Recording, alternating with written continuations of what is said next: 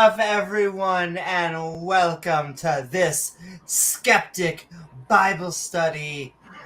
Fist fruits? Oh my. The salad bar, the fruit bar is open, but That's so you don't want to eat any of it. Where tonight Moses again instructs the Israelites where we go over legal disputes, like when a man must marry his dead brother's wife, dun dun dun, and when to cut off a woman's hand. Well, Hunter Biden got that first one right. He got that one down. But we do finish it with instructions to give your first fruits to God. So come join James W.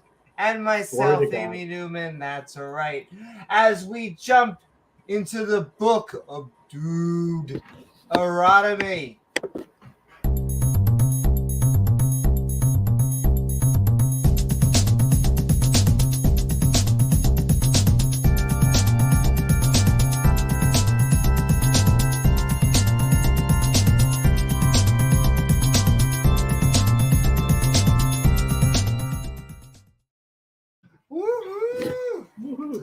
I want to thank all of you out there on the intertubes. Oh my.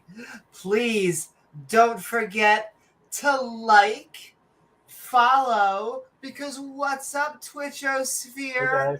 Or subscribe. Woohoo! Because then you gain access to that bell icon, which when set to all, will send you reminders to see our premieres. Like I was gonna say, like our Ask Me Anything. Now there are Talk Skeptic to Me's and our Skeptic on the Street, which is going to be in production soon, almost out of pre-production. So very exciting, and to see our reminders to join our live streams. In fact, we are sending love to everyone out there. Sending love for Monkey for Banana, Shane Bilowitz, woohoo! Big Scream Bird, got Bird in the house. What is up, Doubting Thomas, Atheist Jr., what's up, AJ? The man with a plan who triggers Ken Hovind, even some guy named Stan. But yes, sending love out there. Also, Ian Davenport. Sending love to all of you out there. Kent will spit that pacifier out across the room when he sees an AJ stream. Oh my, and I know. I think, Matt Powell sees a debunk video from a skeptic like AJ, and I think he just has to cuddle up in Ken Hovind's arms and cry about, it's a 6,000-year-old Earth. It's okay, Matt. Yes. It's 6,000 years old, Matt. Yeah, absolutely. Evolution is a myth. It's a dangerous religion. The Bible is true. There's no errors in it, no contradictions, Not Matt. a single one. But yes, we actually. What is up, James Wolfe? Woo-hoo! Hey, James Wolfe. Also, TM from the Mouse, the House of Mouse. Hey, Newman. And don't let you forget it. But yes, sending love. Also, we have a contract for I think 1 billion years. I'm pretty sure. So we have him backstage in hell, which once again is where James and I work selling timeshares. But we have him for you to explain what is going on. Gilbert, it is your time to shine. Some of you may be new to this abomination of a study. These schmucks begin by reading each episode's chapters along with the annotations on the side for funsies. The hosts are a tiny bit special, so don't mind if they butcher or replace everybody's name with something completely horrible or stupid. However, the gibberish that spews forth from their face holes will still be an attempt at reading this book from cover to cover, which I'm sure has tons of wisdom or an insight on whether we can or cannot put things up our butt. If you have time to waste screaming internet memes at random strangers, then join the Discord. Or scream at them personally at your YouTube, Facebook, and Twitch streams. Finally, don't forget to support these idiots doing more lame shenanigans at Amy Newman's Patreon page. All right, schmucks, back to you. Thanks, Gilbert. Woo-hoo! Thank you so very much, Gilbert. That's right. You can find our Patreon page, which is the best way to support us at patreon.com/Amy Newman, which helps us make even more fun content, along with our channel members who you can find in the description below. But we have fantastic supporters. And actually, I do want to say, before I get into all of our fantastic supporters, some of the best supporters, is that we StreamYard, the way that we stream on here, that Gizmo hooked us up with, has actually been expanding. And so this is the first time that we are live on Twitter, ladies and gentlemen. So I'm sending that out into the Facebook, YouTube, and Twitch streams. Mark the 8/23/22, the first day it happened. And I didn't even know. I mean, oddly your enough, grandkids will be I know asking you about this day. You can stream on TikTok, but like you can't do that through StreamYard, and you have to have enough people on there and all that shit. You have to go through the Chinese Communist Party's server to be able to stream on TikTok. But turn your phone over to them. Tweety Bird. You're talking about Winnie the Pooh? You have to turn it over directly to him? That's amazing. The rabbit. The rabbit. I mean, I like honey, so you know, we all have things in common. Sessic love also. So out there, I also want to keep on shilling. Woohoo! What is up, Uncle Beck?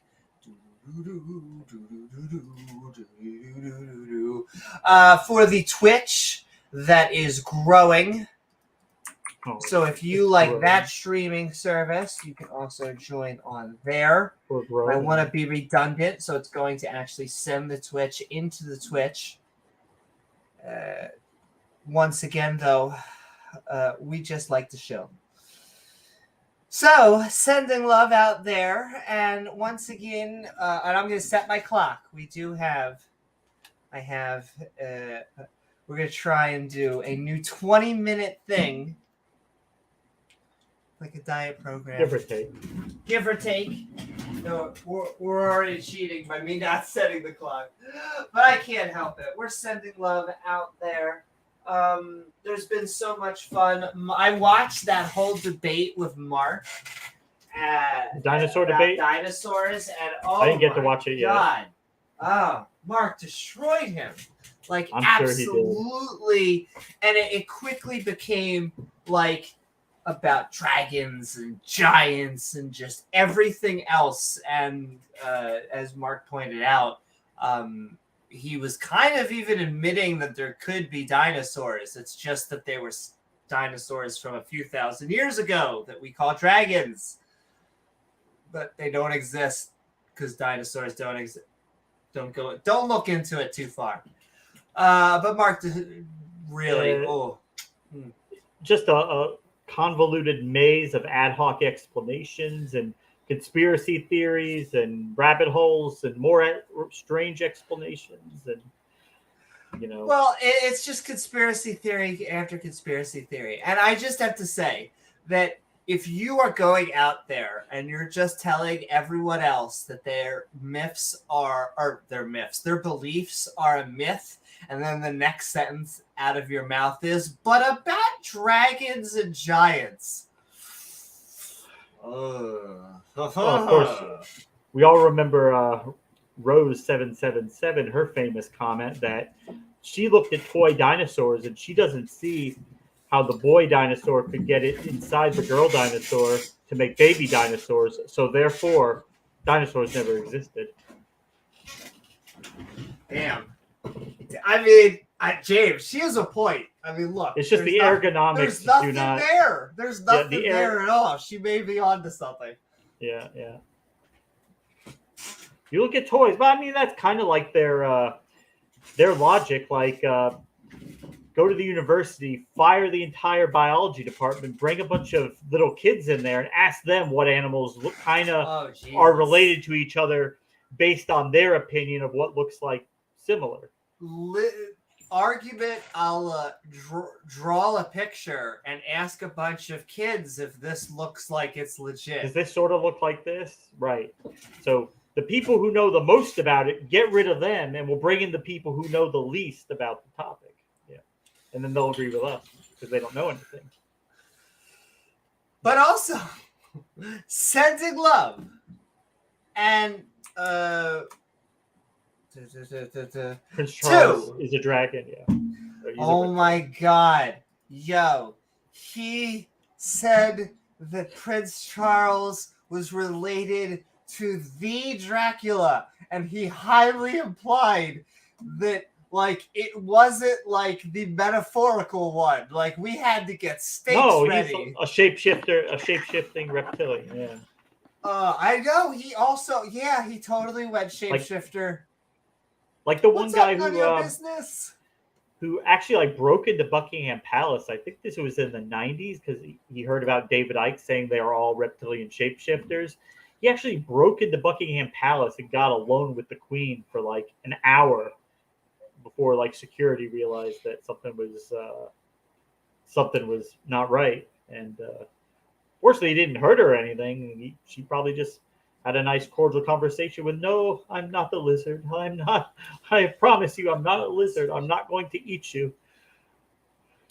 James, honestly, once you get paid directly by Soros and you're under control by the New World Order lizard government, it's hard to go back. It really is. And then you have once you go shape-shifting reptilian government, you never go back. Well, you have to pledge your allegiance undyingly to both Margaret Thatcher and Fidel Castro. So, yes. But also, sensing love. Who actually are the same person, cloned.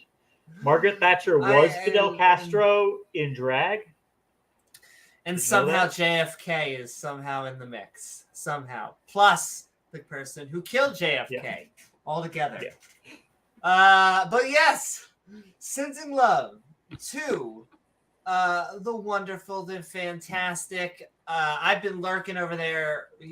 Yesterday, he was doing some good content. I was just looking at Oz on his actual channel. He on his personal. So go check out Oz's personal channel, but also check out Tang Gang because the thing about atheists is that we don't schism, and even though we're cats, we kind of tend to think freely for ourselves because we don't have baggage. It's not like We have a higher We don't have IQ or something. one book that tells us what we have to think about everything.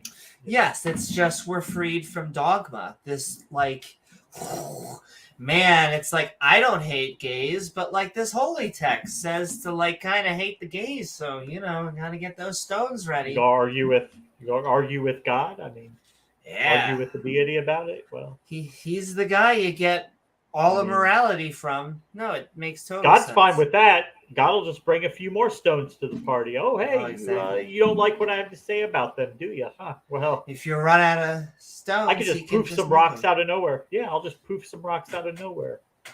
Or cause a nuclear explosion. Yeah. Or at least that's what our mind goes to, because what else could, in old day, a city just goes boom. And they always say that as if he's moral. Like, you remember Sodom and Gomorrah. Yes, no, we remember the bad guy. We remember the supervillain. It's hard to not miss the bodies. You follow the bodies. I feel like that gives you any indication.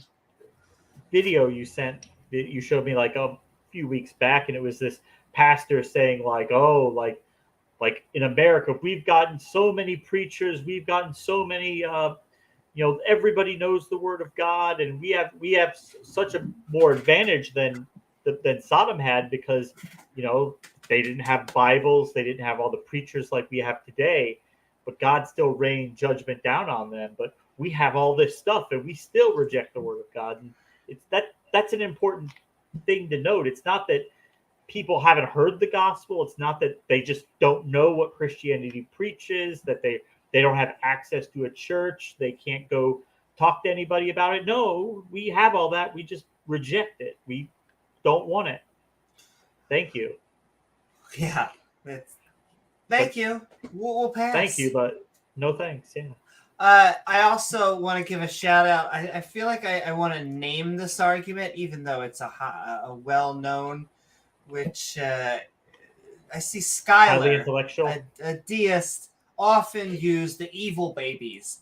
And I've just been really trying to wrap my head around evil babies lately, because these are the same motherfuckers that, will try to push that it's about family values and save the women, save the children. And then they're like, we had to kill those babies though, because they were going to grow up to be like super evil. And so they were evil babies. Super evil babies. That was a explanation I heard from the Wispy one in his right before, like maybe a month or two before. And he's like, someone challenged him like that. But okay, why the babies smoke? Why did they have to kill them? Oh, so they're just going to kill the parents and then let the babies grow up. And then when they get older, then they'll find out these people killed your parents. So then they'll want to go and fight with them. No, you can't do that. You just got to wipe them all out, right? Which means free will is just like boop out the window.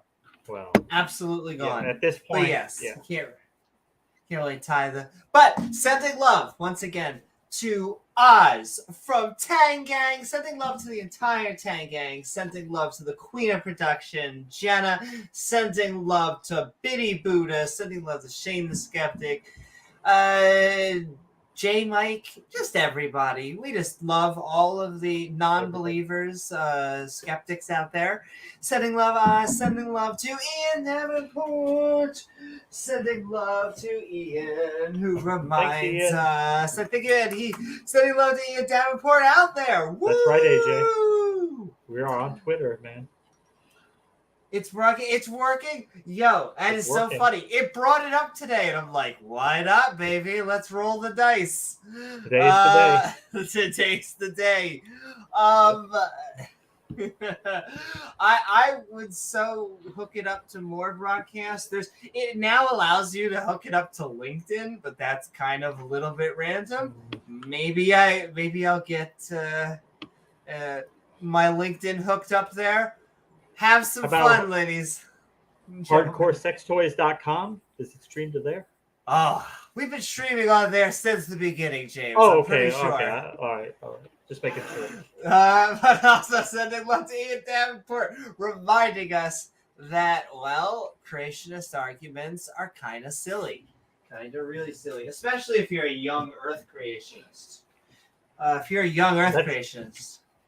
That's like Dumb and Dumber, the creationist and the young Earth creationist. I mean, if you are an old Earth not creationist, that they're all dumb, because you're not. basically saying I'm going to accept, because most old Earth creationists accept evolution, that the Earth is getting warmer, that the world is round.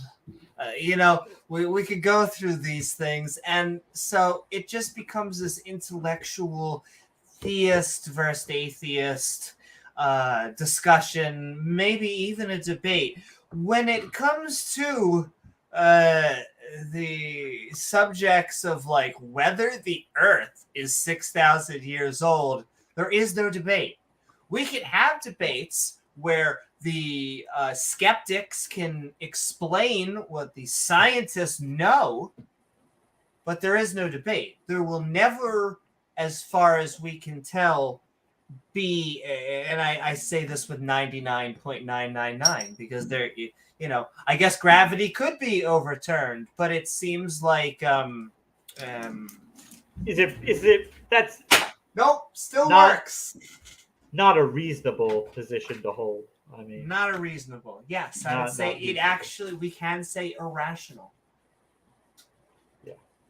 And I understand why, from first blush, if you have no science background, you go, well, gee willikers, I look out in front of me and it looks flat. But like, you need to understand that the Earth is round to fly planes, helicopters, ride in or maneuver boats, pilot boats, whatever the term is. At a certain point, there are a number of expertise in fields that you just you have to bow to reality. I don't know what else to say. It makes us and a grumpy old Cuss go, what the? I mean, I should be able to drive 2 miles to the beach in Florida and look at the African coastline or the European coastline from right here. Because the water should be flat. If you get a powerful enough telescope, you should be able to see clear across. Well, and can I say, I've had an actual example of this in the Bezos love factories. You can see for a while, because it's completely straight, and you can see for a long while, and it's like a 2 to 5 minute walk.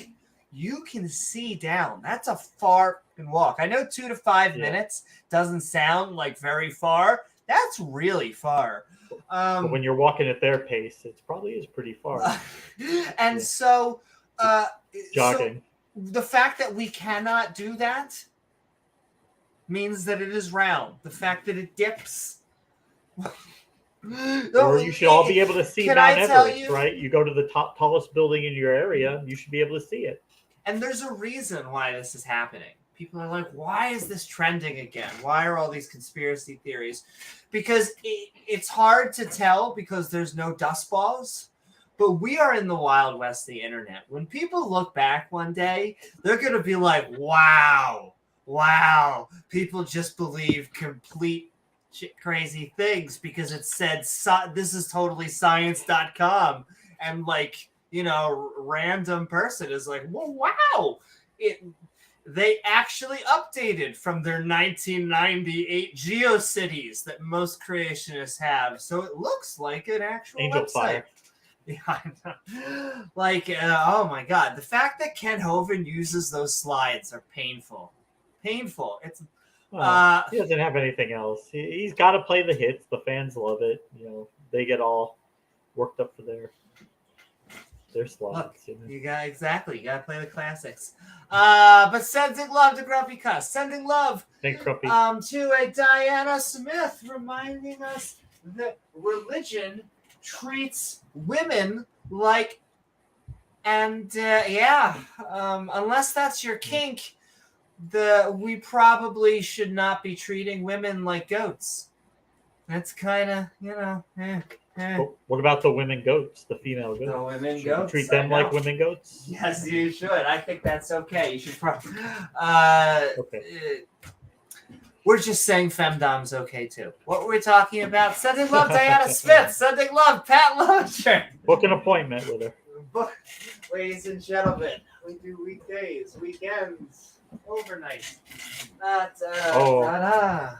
Stiletto. I'm not saying. I never said solipsism is not rational. That's the devious thing about it is you can't falsify it, so it's always going to be there. It always pops up every few years. It's kind of useless since it's not falsifiable, but we can't make it go away. It's probably the never problem with solipsism, and I've talked about this before. I sometimes have problems with it just on a mental thing with my schmepsilepsy. And even then, there has to be a root reality. There has to be something anchored. And so if this is just The Sims, and it's hard to even imagine what we have 4K, they got 6K. I don't know. well, Nunya, I don't know. I haven't studied if there are rape laws outside of the Bible that are older, but those rape laws in the Bible are so horrible. The so TOS terrible. Gods, grape in the face, the great whitest kids. I would not want to be pointing them out as any type of moral virtue at all. They are pretty terrible, actually. But. Also, sending love, AJ. Totally. If anyone likes this new webcam, completely inspired. I looked at one of AJ's streams. I'm like, nice webcam. Thank you, sending so much love. You guys should be heading out. Right tail daily. You can see every pore on AJ's skin. You know that cam is so sharp. Oh my! Can't broadcast in like 200. I bet Kent is looking at every pore. Really, and I love this. It's really, I feel like I figured out the Kent Nathan game. You just got to call that shit out in like your opening statement, and then you can use it, and then they don't even know what to do. It's a cartoon. No, actually, I'm pretty sure you only have cartoons. That's like that ice wall, only cartoons. Sending love to Pat Lowinger. The fantastic. I was using it right. Sending love to Pat, reminding us that scientists do something that creationists are very allergic to, makes them, oh my God, break out in hives, which is called research. Welcome back, Pat. Welcome back, Pat. Good to see you. Sending so much love. Need to get his URLs. He's talked in there. He said, like, hi, this is the new channel, but I have to get it again. Dale Pastel, sending so much love. As we look for empirical evidence, and they complain about empirical evidence. I thought, oh my God, and this is what I need to stop doing, because I am in voice chat and the YouTube debate community, so I could get on, but I'm addicted. I spent a good hour or two in Discord. Like, I'm trying to get this dude, like, he has two definitions of atheism. The one definition of atheism is, I'm sorry, I'm getting things confused. He has two definitions of God and a definition of atheism, which is a straw man. His one definition of God is the universe. And so you go, well, how can you disprove the universe? Model. And then his other definition of God is, well, God is in a book, right? So they exist, right? You know, like, that's like some kind of ontological argument on like some fentanyl or some shit like my favorite, the cherry on top. Their definition of atheism is the denial of reality. Of course, yeah. And I spent like this Someone's been hanging out on 15 LPP's channel. feet trying to walk him through what a straw man and a steel man was. YouTube, Evo Atheist, deny reality. Boom, you deny reality. Oh, wow. I didn't even know. You just defined it out of existence. Thank you. But yeah, I was trying to also explain that even that once the minds go away, so does the God. And even if all the humans and the books were still gone, or were still there, our sun will red giant, and then the God would be gone. Now, I mean, I hope we get off this planet. But I just mean hypothetically. Very easy to see how even the concept, any minds, could go bye-bye. Well, I was thinking today, it is a stupid thing that the Old Testament says when it talks about the sacrifice. It always talks about a sweet savor for the Lord, but it's like, why would God smell anything? Why would God smell? I mean, our smell is linked to our sense of taste so that we can eat food, which God doesn't need to do, and sense things in our environment that God doesn't need to do because, again, he already knows everything, so he doesn't need to smell anything. So why would God smell anything? Why would God do anything? Why would God need a spaceship? It always gets a little bit... Why does God care what you put up here? We are sending so much love, Dale Pastel. Why does it care when I put up my... I don't know. But it seems to be what the Goat Herder's Guide to the Galaxy cares about very much, and we're going to read more about it today, though it really has nothing to do with my sexuality or anyone's tonight. It's really just women in general that get the short end of the stick here. The short end of the 15-footer? I've also never heard of this. I've never heard of, like... I didn't know there was hand cuttery in the Torah. Apparently there is. It's like for a random obscure fucking thing. It's not for theft, or I'm pretty sure it's like something really, because I go over it. It was something very obscure. And so they're going to cut her hand off. Okay, that escalated, but sure. Oh, my lordy. The Bible. No, the Holy Book. The Bible. The Bible. Dave Carr. Nate. We got Nate Dog in the chat. Hey, Nate. What is up, Nate? That's right. Just the tip of the stick. Now, listen. It's 15 feet of fun, but I feel like it's not really a party unless Ken Hovind talks about animal fallacies. That's such a love, Nate. With Matt Powell. With Matt Powell, I assume, tucked in as they cradle each other. But sending love also to Dave Carr. Dave Carr. Reminding us that the earth is thick and that's how we like her.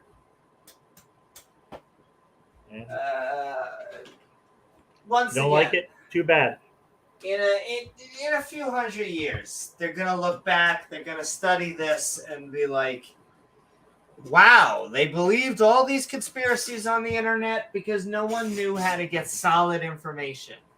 The skeptics seem to know how. I mean, according to Nephilim Free, with 100 years from today, evolution will be out of all the textbooks. Oh my God. Creationism. That prediction. Of course, he'll never be around to see it proven wrong. Oh, I know, exactly. But that prediction has about as much weight as the billboard that's saying that the end is near on like June 27th, 2023. Like, exactly. Good luck with that. It's the same billboard. They just change the date every so often. Yeah. We just got to roll those numbers. A Rolodex. Yeah. Eventually we'll get it right. Well, I mean, one day it will be true. Hey, and that day it'll be right. Probably won't be Jesus. It'll be a scientific phenomena. Nonetheless, sending love. Yeah. Once again, we can also. That's right, baby. We can escape that. It's why I think the Fermi paradox is such a bitch, ladies and gentlemen. We need to get over ourselves so we can start getting out there. Not saying the problems on Earth are also important. That's the you get it from both sides. You start talking about space, and some people just go, well, "What about all the problems here?" And I work hard not to do an accent, not to go too. Oh well, and then they'll say, "Oh, I mean, we haven't even explored the oceans yet. Why do you want to go up and explore space?" And I would say that James Cameron is already on that. James Cameron. And no, we should be exploring underwater. We should be exploring all that. We just need basically 1% GDP, but that'll never happen unless a scientist gets in control. Just 1%. We don't even need more than, because people don't even understand how, most people don't understand how much a 1%, the millions, if not billions, that would enable. Woo! But sending love to Dave Garr, sending love to Scott Duke, reminding us that you can't think that these animals. Well, we have a model. They call us evolutionists. I call it biologists. Like, that's really what we're just corresponding. When you want to understand a physics lesson, why a ball not only goes a certain velocity, but where it's going to land, you ask a physicist. When you want to understand the diversity of life, you go to a biologist. Oh, that's the bandwagon fallacy. I know. I don't know. I'm so looking forward to the flat Earth debate. Bandwagon. You just go get on that physics bandwagon with Einstein and Hawking's and Tyson and Meteo, all those idiots talking about the natural world, right? Which, speaking of flat Earth debate, rescheduled. And I'm looking forward. I don't know what the hell is going to go on. Let me take a look. I knew, but then I forgot. You're going to hear me clickety-clack. I'm sorry. It happens. A clickety-clack. But it's a fantastic... what the hell are those keyboards? Type of keyboard. Mechanical keyboard. August 27th at 9 p.m. Looks like the thing. I'll send the link into chat. This Saturday. So Saturday night debate. Saturday. Oh, that's prime time, baby. That is prime time. Assuming Saturday, 9 p.m. Assuming they have internet connection. Yo, how funny was that shit? Both T-Jump and I could not. It was hard to contain laughter because it was like the people who trust in science and have an internet connection just doing fine. People on the cell phones, the satellites, were just like, you know what? Yeah. Big old middle finger. Use your ground positioning service. Yep. And also the language was like kept on saying we're kicking them, but it was like no, they were getting kicked or they were getting disconnected. There we go. That's the word. Disconnected. Because we kept on trying to rope them back in. They like to do their own version of this twisted Socratic method, and so I just want to answer their questions and then actually get in mind. They like to do this whole they don't have a burden of proof, which is absolute nonsense. Oh my lordy. You can tell it's on my head. I can't help it. I was listening to more videos today. But this is our housekeeping, general housekeeping. So thank you once again for all of our supporters for letting us do it. Thank you, Dave Garr. Thank you, Scott Duke. Thank you, Rejos, reminding us that's what we're here for. We are here for our Skeptic Bible Study tonight. And oh my, sending, I almost can't help myself. Sending love to Praise, who I know had a Skeptic Bible Study tonight as well. The Not a two Skeptic Bible ladies. Study. Oh, I'm sorry. Yeah, You're right. All right, let me 86 is the word. Trying to remember my Burger King language. It is a Bible study. I'm just looking forward because Praise is going to come on the channel, and so is Mark. Oh my. We're going to have fun. It's going to be a debate discussion on Debate Libra. Looking forward to it. Both Praise backs out. We can excellent always grab the gentlemen. preacher. Well, I think Praise is coming on.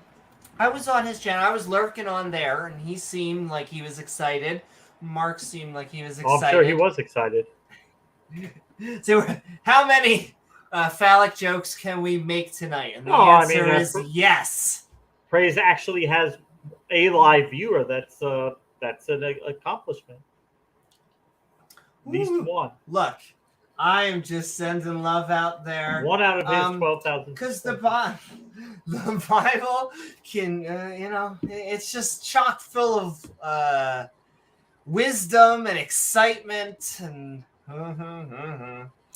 But sending love to Regos and sending, reminding us also that the interfaith couples, never forget the interfaith couples get stabbed. Gotta have our tighten our fedora moment. But also sending love to Rachel Holland. Thank you, Rachel. Wonderful, fabulous, and majestic Rachel Holland reminding us that the good book would never, ever promote slavery. It wouldn't say that you should go around, I don't know, to the nations around you and just take slaves. That'd be evil. That'd be really evil. But thank you so much, Rachel. You just want to sin. You just want to sin. You just want to live that sinful lifestyle, which I'm still trying to. I guess it's just the gender and the sexuality, which once again, that's really all it is. Because everything else, I got in an argument of morality. I still think in the end, not only are we sometimes more moral, equal as moral, whichever way you want to say, but we do it for the right reasons. We actually don't do it because some dude is watching us 24/365. If we're pondering our own morality or like our view on it, we actually have to consider reality. They don't even consider reality. They just pick it up out of an old book. Once again, like this is, and I guess I'm just venting, but like I was just talking with this dude and I used the word reality and he's like, what does reality have to do with this conversation? And I was just like, and I'm done for the moment. That's like kind of like Ralph with his like my evidence, my reason, my logic. Yeah, you're going to use reason and evidence. Yeah. God is better than evidence. Just gotta go with those feels. But also sending love to Senator Cato, reminding us that we need to fight against all creeping theocracies. I think we're actually winning. We just need to keep on the good battle. We need to fight for secularism, which is just a neutrality, which means you just allow for anything. Doesn't favor one religion over the other, or no religion. Or no religion. So sending love to Senator Cato, and also sending love to James Wolfe. Woo-hoo. Reminding you our Skeptic Bible Studies, especially tonight. We are late. We are howling at the moon, sending so much love to James Wolfe, who I think also does, once again, what creationists are afraid of, actual research. It's the little things. Sending so much love, James, who I saw in chat. Sending so much love out there. James. And last but certainly not least, sending love to Matt Deeg, who thanks, Matt. We remind creationists that they don't know how to create a galaxy. I was going to say they don't know how to create a Bible. We know how they created the Bible. It was via commission and council. They voted on it. They had all these books. Fantastic. But God made sure that the votes were right. So God was the puppet master doing everything, but the people were just doing what God made them do. So exactly. He's just pulling the strings. and What's up, Spooky? I did not. I need to watch that, the Praise versus Godless Girl debate. But that's right. was it good? I'm sure it was. I heard it was crazy. It was. I have my little dumpster fire behind me. Yeah. But all right. And you're not even wrong, Stilette. You're right. It is. You're just pointing out that it's not objective. I would agree with you. So what?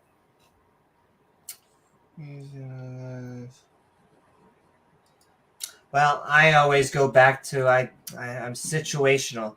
Sometimes I believe that morality has both objective and subjective qualities. I was quoting you. We are moral because we do it for the right. Exactly. Woohoo! Moral and do it for the right reasons, baby. Because you give, if you see someone that's hungry and you give them your sandwich, you just give it to them because you go, damn, I've eaten half of it or whatever. I have food at home. This person doesn't.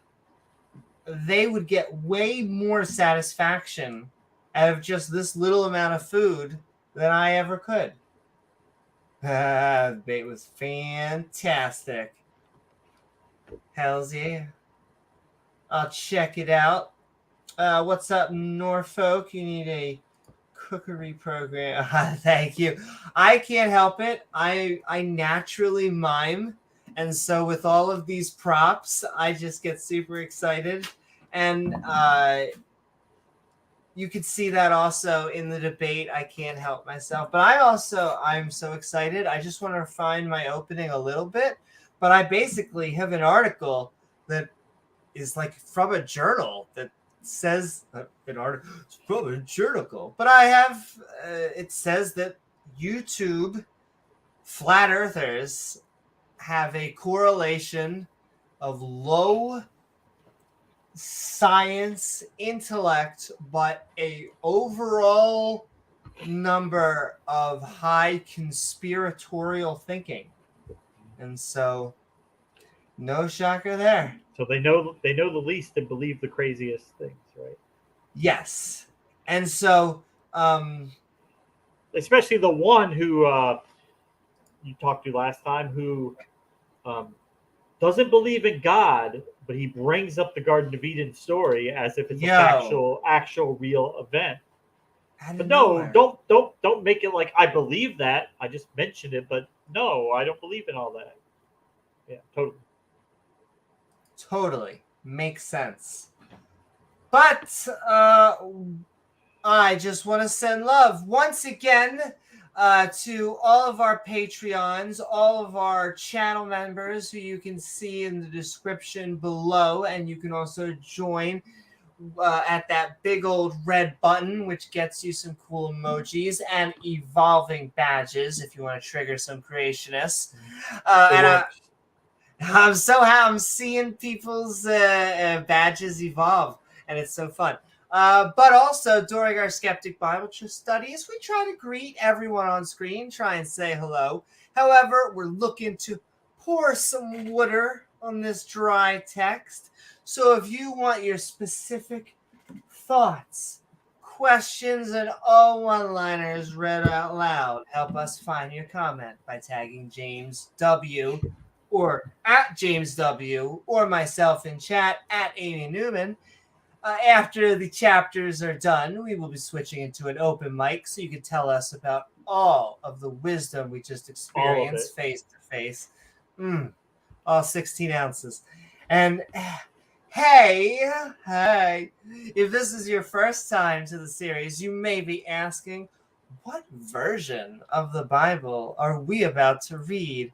Why, what a fantastic question. Which brings us a Bible study, which brings us to our categories. Before we begin, I'm going to start by going over the specific Bible we'll be reading, along with some helpful category marks. Categories, you say? Why, yes I do.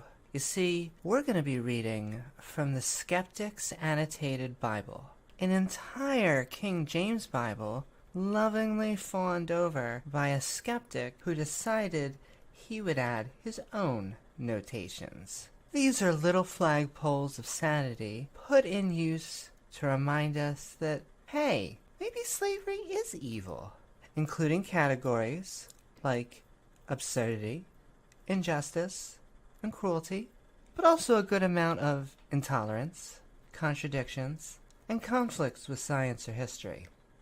That doesn't mean it's not packed full of misogyny, false prophecy, and some questionable biblical family values. Now, we won't skip the good parts that the Bible has, only that these passages seem far fewer in number than any priest or pastor seems to suggest. So without further ado, won't you come join the Skeptic crew?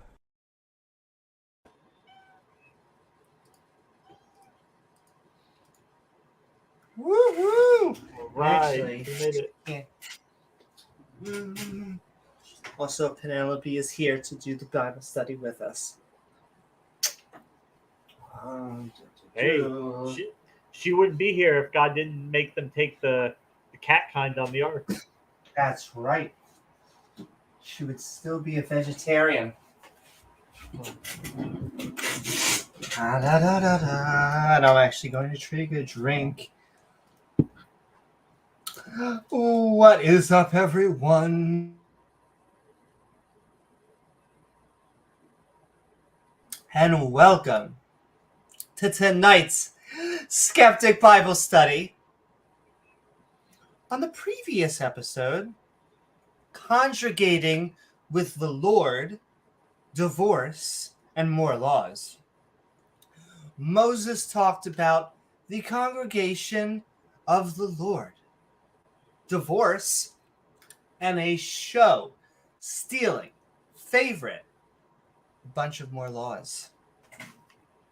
More laws? I just love it when they give us more I feel like things we don't we're have going enough to arbitrary ignore. rules. Exactly. And look, we have to write this down so eventually another religion can claim like a third of it and ignore everything else. In this episode, it makes sense. Yeah. fist fruits. Oh my. Moses again instructs the Israelites. Hey.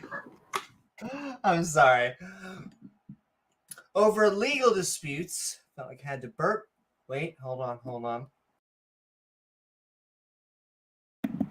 There we go, ladies and gentlemen. Oh, now she wants out. Hold on.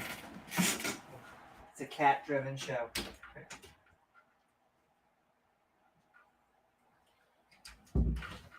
Just gonna dine and dash, but she's so cute. Alrighty then. In this episode of Frisk Fruits, Moses again instructs the Ishmaelite over legal disputes, like when a man must marry his dead brother's wife, as you do, and when to cut off a woman's hand. But we do finish it with instructions to give your first. I think that's a typo in the title, right? No. Your first fruits to God. Pluck them first, ladies and gentlemen, and bend over. Of course, if we had most of these Christians on here, when we got to the point about cutting the woman's hand off, they would immediately pivot to, well, what is a woman anyway? You guys don't even know what a woman is. Yeah. That seems, it's the hot new gotcha. And once again, I don't understand that because they're arguing with people who actually understand biology. Like, we then start to explain what a woman is and how they evolved their perspective, and why men have nipples. And then they start to get a little shady on how much of the science stuff we should accept. But yes, tonight's chapters 25 and 26 of Deuteronomy. And yeah, I mean, that's right. We got to get those fist roots. We're jumping in, James. Are you ready? The book of Deuteronomy, chapter 25. Legal disputes and muzzled oxen. Oh my. Once again, what I like about the Bible... Always muzzle your oxen. Well, yeah, that's right. You got to keep things muzzled. You don't want to choke your chicken or muzzle your oxen. But what I always like about the Bible is it's talking about the most relevant categories and just topics of the day. When you want to know how to trade your ox, when you want to know how many goat to trade for your sister, your wife, or your daughter. I mean, this is the text to look for, ladies and gentlemen. And so we have 3 categories right off the bat. Of course, we're going to have a little bit of just unfair legal system going on, little judgment, but that's not enough. You either need to have sex or violence. The Bible decided it was time for violence. Take your pick. Well, I know. James, you got to have one. So if you're not going to flash a tata, someone's got to get stabbed.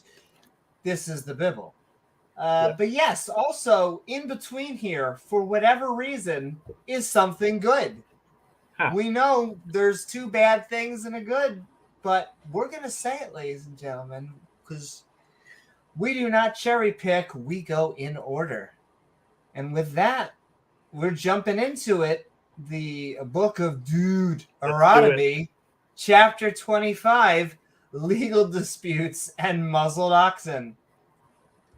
If there be any controversy between a man and his level 60 paladin that does judgment, well, the judges may judge him. I just want you to say, I want you to point out that this sentence says, onto judgment that the judges may judge them. Wow, thanks, Bible. You're really paying by the word here. Then they shall justify the righteous and condemn the wicked. That is, I'm fairly sure, the plot of The Witcher. Not quite, but still. And it shall be a wicked man. Oh, he's so wicked. Be worthy to be beaten. All right. Now we're starting to get better. We're not going to king shame. That they judge shall cause him to lie down and tell him, is it like daddy issues? And to be beaten for his face. Oh my. According to his fault, by a very certain number, like really specific. 40 stripes. I'm pretty sure that's an awesome band he may give him and not exceed. If you give him 41, you're an asshole. Lest if he should exceed and be him above. I love how they're going into it. These with many stripes, then thy brother should see them vile unto thee. Look, if you give him 40 stripes, that makes sense. But 41, you're vile. You're a douche. I mean, you might think now, hey, that sounds like a good thing. I mean, we don't want anybody beaten for any reason, but hey, at least it's not like 1,000 or, like some of these courts in some of these countries do today.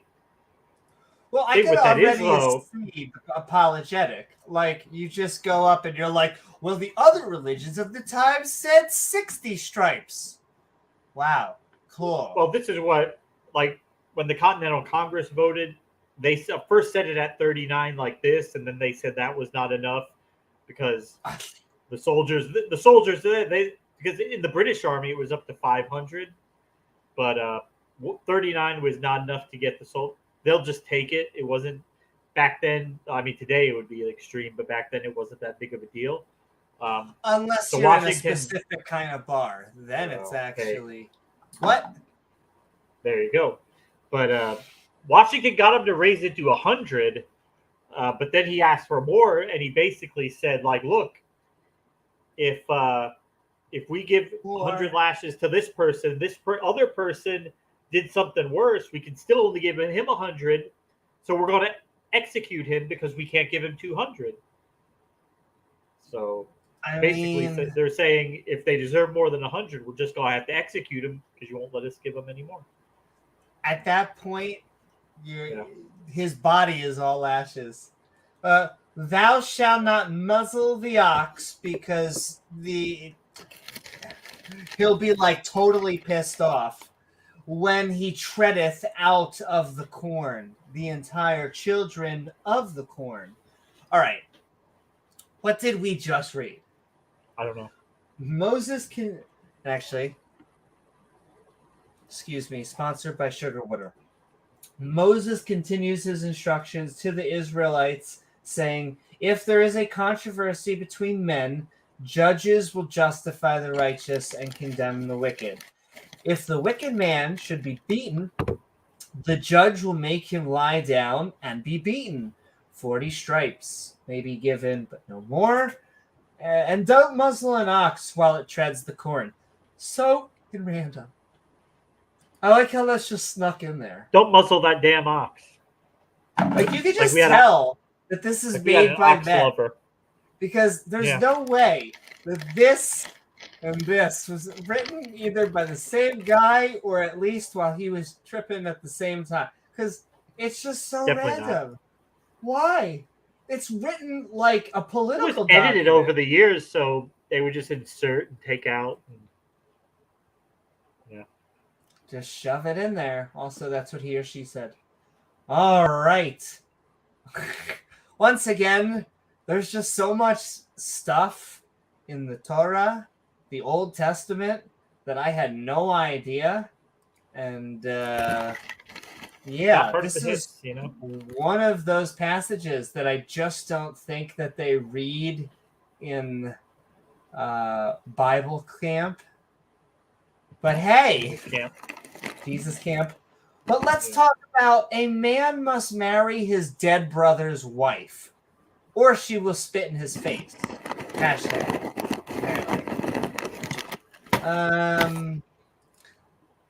Also, got to keep it in the family, Got it. Can't go out and marry somebody else. It's just such a weird, obscure rule. Okay, and also they make horrible things out of weird situations. But speaking of which, a total amount of feminism that the Bible is showing right off the bat. It's just showing that it loves women empowerment by throwing them. Oh, James, you okay there? Yeah, I'm good.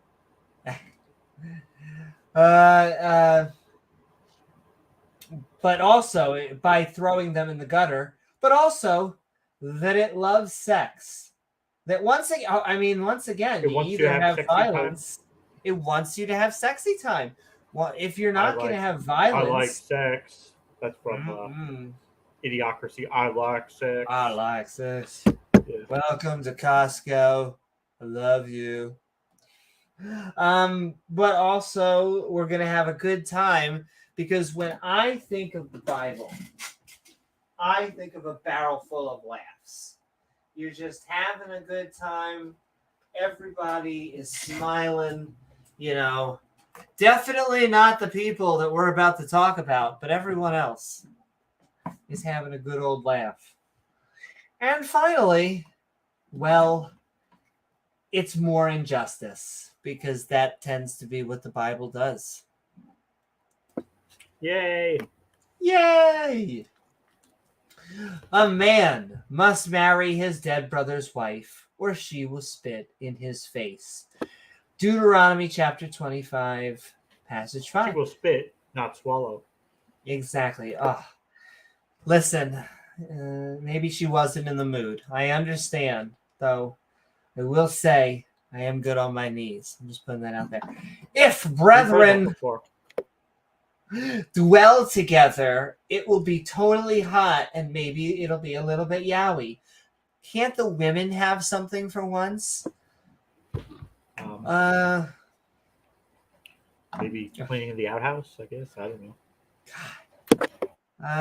And one of them die. Oh, we just went total death note. And have no child, like no children at all. The wife of the dead shall not marry, will not get a cool white dress at all, not even that diamond ring, without unto a stranger danger. Her husband's brother, I'm sure this will go well, shall go in onto her. And sometimes I just read it literally because it's way funnier. And take her Usually. to him to wife, and perform the duty of an husband's brother onto her. Whoa. You gotta lay it down. Whoa. What is this passage? What are we reading? Oh my God. And it shall be, unfortunately, that the firstborn, it's always about the firstborn, which she beareth, shall succeed in the name of his brother, which is dead. What happened? Had a Technical hand step on my thing. But I also forgot that we forgot about God herself. Oh, we'll get her sweet self out here. That's right. This is the lovely Barbaretta. Her nickname is Bob. This is God. This is Yahweh. A rose by any other name. A physical representation of Yahweh, anatomically accurate. Exactly. As her newly appendages a little more should be. intelligent, but well, we have a kitty guest. Hi, baby girl. Welcome back. Oh my goddess. We have a baby girl. It's a Penelope. Oh, get some food. Okie dokie. What is up, the Afrohumanist? The Afrohumanist was doing a fantastic stream the other day. I should get that link and just, in fact, should be because of how recently I subbed. Close to the top. Though because I say that, it'll make it hard. But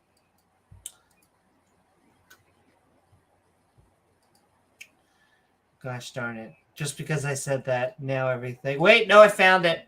Boom. Got it. Boom, boom, boom. The Caribbean Skeptic Secularist. We are sending that out there. Boom. Which you should all be joining. Should all be subbing. I should be making a tiny URL because whenever I read it out loud, it's actually done way better. I'm noticing because a lot of people are listening. That's kind of what the podcast format is. Not everybody's looking at the screen the whole time. So I'll work on a tiny URL. But just sending love out there. We should be cross-pollinating. The greatest thing about being a non-believer, I'm going to keep on saying it, we don't have to have takedown videos over like one of these passages interpretations are. Because we're all like, hey, it's all silly. Isn't that funny? Work on a tiny... Yeah, okay. It can't all be right. But James, talk for a second. I'm gonna work with Gizmo for a second. Okay. How's everybody doing tonight? So, Amy Newman's got a debate, flat earth debate, modern day debate this coming Saturday. We're going to be here afterwards for the after show. It's going to be lit. You guys won't want to miss that one. I don't know if you guys saw the preview last Friday. The flat earth side had some technical difficulties with that debate, so rescheduled, but it will still be great. Amy's been tweaking her opening, which you guys know she always does such a good job on those. Kind of famous for it, but yeah. And all right, we got this. And the reason I have to tiny URL this, folks, is because they need their title. So you just have to go to tiny URL/the Caribbean Skeptic Secularist, and it will take you right to their channel so that they can get youtube.com/the Caribbean Skeptic Secularist. But tiny URL, the Caribbean Skeptic Secularist. Sent in love, and we are going to... Kent's got something tiny, but it's not a URL. And it's probably... it only goes up when he's cuddling Matt Powell. There you go. That gets a rise out of him. But... just like back at the days as inmate number 0624-2017, right? Listen. I don't know what you're talking about.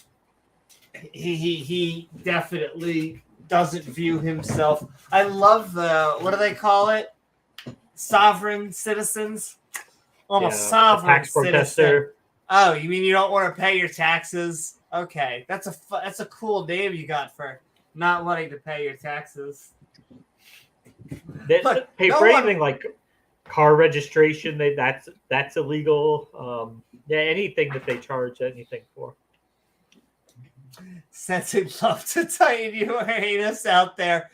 Not the size of the URL. It's what you do with it. Okay? It was cold outside. God. But sensing love. Get it together, Newman. FUCUS. We're jumping back in. Ladies and gentlemen, we are moving through the wisdom because this is kind of horrible. It's kind of horrifying. There's only laugh or cry, so we hope you're making you laugh right now. So when you show this to like your fundamentalist, I don't know, maybe it's a family member, maybe it's a friend, maybe it's just some random person that you are, maybe your ex-pastor. Yeah, it just seems like weird to be in here.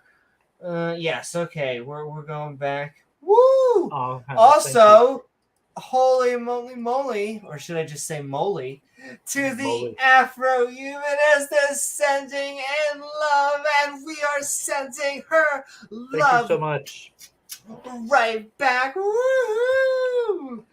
We can't help but send and share all the love because once again, it sounds cheesy. Why is it a big deal that we don't have holy wars or schism and all that? Because if you notice that, like, it's always Sunni versus Shia, Protestant versus Catholic, versus Orthodox. If you have a first of a church, the second of the church, the Southern Baptist versus the regular Baptist, we'll think the other one's evil. Hell, if you're in the same pew, the person on the right may have a different thing than the person on the left. And they almost certainly do. Isn't it nice that we just get to agree on science and we don't have to have all that baggage? You can disagree. Like you can disagree with me on anything. You will be wrong, but you will not go to hell for that. Exactly. Not to mention, most of the stuff we debate are not opinion things. It really does have to be like a straight up political debate. I feel for like an atheist to have an opinion. Well, for a skeptic, not really an atheist. Let me go top level. It's a skeptic because you have beliefs that are true.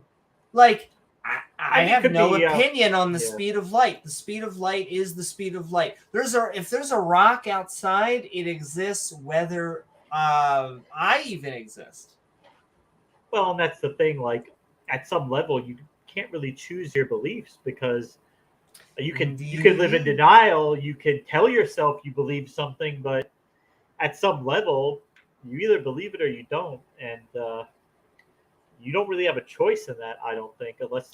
Well, I hope no one ever does. But once again, yourself. This is the thought experiment. If someone were to put this to my head, put a weapon to my head and say, tell me what you believe. Do you believe there's a God or not? I would say no, there is no God. And now if they often say you wouldn't do that, well, yes, I would if that was the question. If they put a gun to my head and say that there's a God, oh my, I love God. When's the next? Of course there's a God. What's your denomination? Fantastic. I knew that was I the love right all. one I go the to whole all. time. I go to all of them. Any of them. Exactly. Oh, all of them. Every time. Look, and yet that's a different question. I'm just trying to convey that that's what we actually believe. We do not think that a deity exists. Nonetheless, Amy's had sex with every pastor in a 20-mile radius of this location, right? Listen, I just like to think what I do with my yoga teacher, Jesus is between me, him, and I assume Ted Haggard. Ted Haggard, who is completely heterosexual. I mean, he never really was gay. He was always totally straight, but with some like asterisks on the side. You know, he's straight, but once in a while he likes to. First of all, there's two things. If you know the rules of the road, you know you can go down on someone because that's how you go. You have to get around. And I'm also pretty sure that if the genitals don't touch, it's not even gay or something. Oh, okay. Anyway, moving further away from Ted Haggard's sexuality, Jesse Lee Peterson's, and I assume Matt Powell's. James Hake. Oh, James Hake. Oh my God. You can tell which ones are the boy toys and which. Oh my goddess. Sending James Hake so is much the little love. boy toy, the little bearded boy toy. I mean, listen, there's nothing wrong with being a boy toy, okay? We promote it on this channel. I'm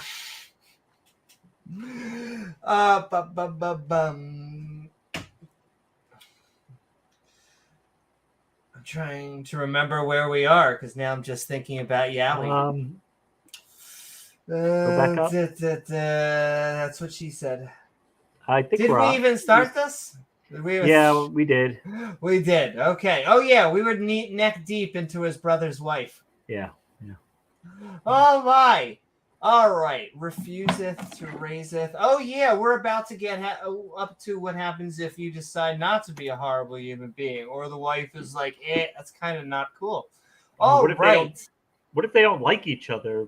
The Bible says they have to get married anyway. I mean, I don't want to marry her, and I don't want to marry him. Oh well, too bad. God made that decision. Funny you should ask, James. And if a man not to like his brother's wife because he didn't want to get all Games of Thrones, then let his brother's wife go up to the gate onto the Elder Scrolls, specifically the third one, and say, my husband's brother, totally a normal sentence, and it's in the Bible, refuseth to raise up unto his brother a name in Israel.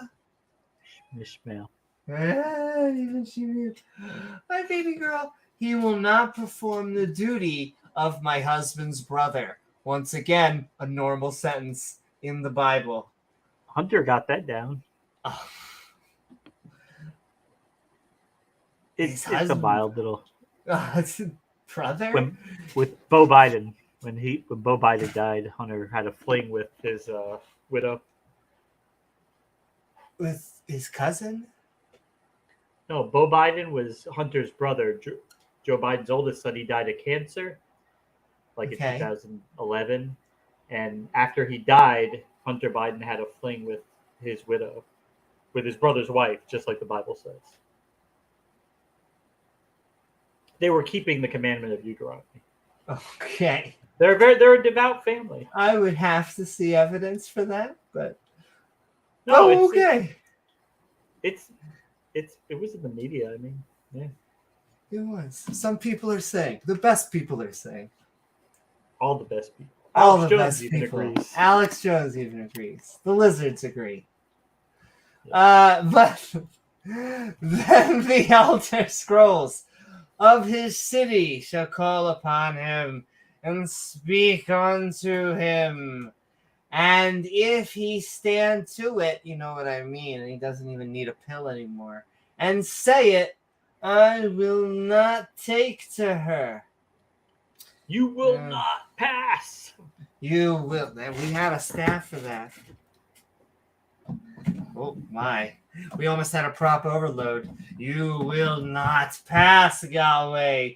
Which, once again, we often get told we're evil when we tell God is evil for all this shit. Which is like, I know you are, but what am I? Cool. It's, James, you just don't understand the 5D chess that's going on here. No, we don't. We don't get it. Then shall his brother's wife come. Wow. Okay, never go Not with games. him. Once again, you're going a hard Game of Thrones here. Onto him, into the presence of the elders. Is that what they're into? Right onto the Elder Scrolls. Even the lizard and cat people. Names escape. They have specific names in the other kin. I'm trying to. I can't even do the oppression. Something has coin if you have whatever. I have wares if you have coin. And loose his shoe from off his foot and spit in his face. Also, they do something that I swear this is the most Middle Eastern chapter that we have, because not only are we about to cut a woman's hand off, but there is an insult that is basically they lift their shoe up and they're like, Oh, it's in the Middle East, yeah, it's considered degrading to hit somebody with a shoe. But I just think it's so funny that this is God's book. No, if you remember back when they tore down the Saddam statue in 2004, 2005, and they were dragging it around the square, there were people coming up to him with their shoes out, hitting the statue. I've seen people throw shoes at each other. So George W. Bush had a shoe thrown at him at a press conference once. Oh. He actually dodged it like Matrix style in as much of a George W. Yeah. He got that tip from Soros. What's up, Mark? Woo-hoo! What's up, doorknob head? That's right, Mark Train the Lizard. Oh, we are. Amy. She is part lizard guy. I am. I'm a third. That's what the DNA test came back. Apparently, it's why we convert all of the currency from shekels. Well, I mean, you got. Plus, we go through Soros' hedge fund. 10% for the big guy. We got that Soros cut. I always loved the notion of tithing. Just such a bullshit. It just goes back to a spaceship thing. They always need your money. They just need your money to spread the message of how much they need a jet. But once again, $3,000 watch. Not anti-capitalist. Just sell products. Don't sell the visible products. Accept Islam now. No. Oh. But what's up, Abdul? We're sending love out there. Feel free to talk. Get as spicy as you want. We actually like it. The atheists cannot help ourselves. We actually get excited every time. Oh. He's just kidding. Oh, yeah, he's just kidding. God. I was going to say, actually, I say God damn it. Why would I say God damn it? Look at that. Can you just understand? That is the craziness.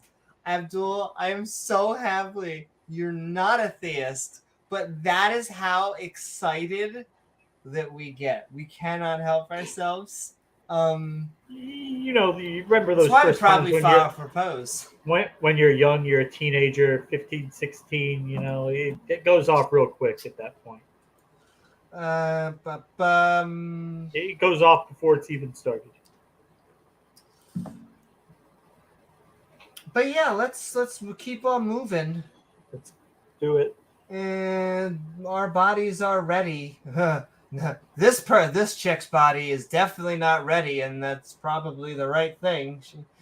Then the elders of the Elder Scrolls of the city, as long as they do not have arrows in the knee, shall call him and speak unto him, and he will stand.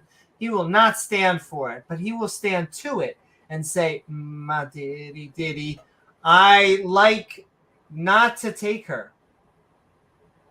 I ain't tapping that. That's a hard pass on that one.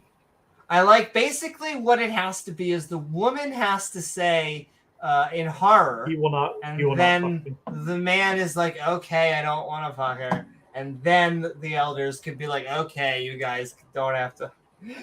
I guess spit in his face. Your brother and your wife. Oh my God. Then shall his brother's wife come unto him all over Games of Thrones style, in the presence of the elders, this all over as watching. The arrows are just hitting their knees all over, and it makes them lose his shoe. Their shoes fly right off from his foot and spit into his face, and shall answer and say, so shall it be done unto the man that will not build up his brother's house. That's not cool. So you get spit on and you get hit with the shoe. Okay. Oh, not a good time. And his name shall be called in Israel, the house of him that hath his shoe fallen loose. Basically because he got hit with arrows. All right, ladies and gentlemen. I know. Listen. Game of Thrones is about to occur. What the hell did we just read? If a married man dies without having children, his brother must have sex with his dead brother's wife.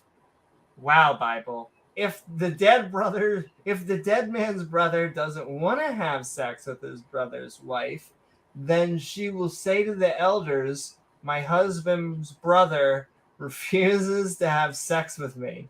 The elders will talk to him, but if even they can't convince him, he says, I refuse to have sex with her. Then his brother's wife will come to him in the presence of the elders, take off his shoe. This is total science and pure. Oh, this is from a deity. Pure, this is from a deity who created the universe. Take off his shoe, spit in his face. Ladies and gentlemen, please tell me what is going on right now. Where this makes sense for men, women, anybody in the story. This is like being Cheshired, like where they like from Mary Poppins, where they break your sword and everything like that. But I mean, there's no way that even I don't know, like Orthodox rabbis, there's no way that the Amish are sitting there throwing shoes and spitting in women's faces. And if they are, I'm sorry, that is hilariously horrible. Like if you don't see that is made by a dude, then I do not know what to tell you. Well, I mean, all I can think is look, it's okay. So back then, the women, they didn't work. They didn't have any real economic means of sustaining themselves. So it was like, oh, her husband's dead. What does she do? She has to go out and hope she finds another husband real quick. Otherwise, she's going to be destitute. So I guess they say, oh, well, he's just going to have to marry her. That way she won't be poor. She won't be destitute wandering the streets, which... she's a woman. It's not like she can think or do things. Right. Her own land, which the last one's factually true at the time. They, that's what I mean. They didn't it's not that necessarily they were incapable. They just it wasn't part of society, and yeah, women weren't educated. They weren't. Basically, all they needed to know was how to do the household chores and how to make the man happy. I met David Wood, believe it or not, at DebateCon, which was crazy. My partner picked David Wood up at the airport to drive him here. Seemed like a nice guy. That's the craziest thing is that, he often goes by that's his mantra is that he's a psychopath. And yet Dr. David Wood, I don't know, he seemed like a nice guy. Nonetheless, Christianity's freaking kooky. He goes after Muslims. I like it when he does that. And he oftentimes sounds like an atheist when he debates Muslims, and I think that's his strength. And so when you have to defend, which is something I notice that when I go into Muslim channels, they like to debate Christians. They'll have 4 Christians and an atheist, and the atheist will just be like, all right, we'll let them fight, because the Muslims don't want to talk about, how silly talking ants are. Solomon, my favorite.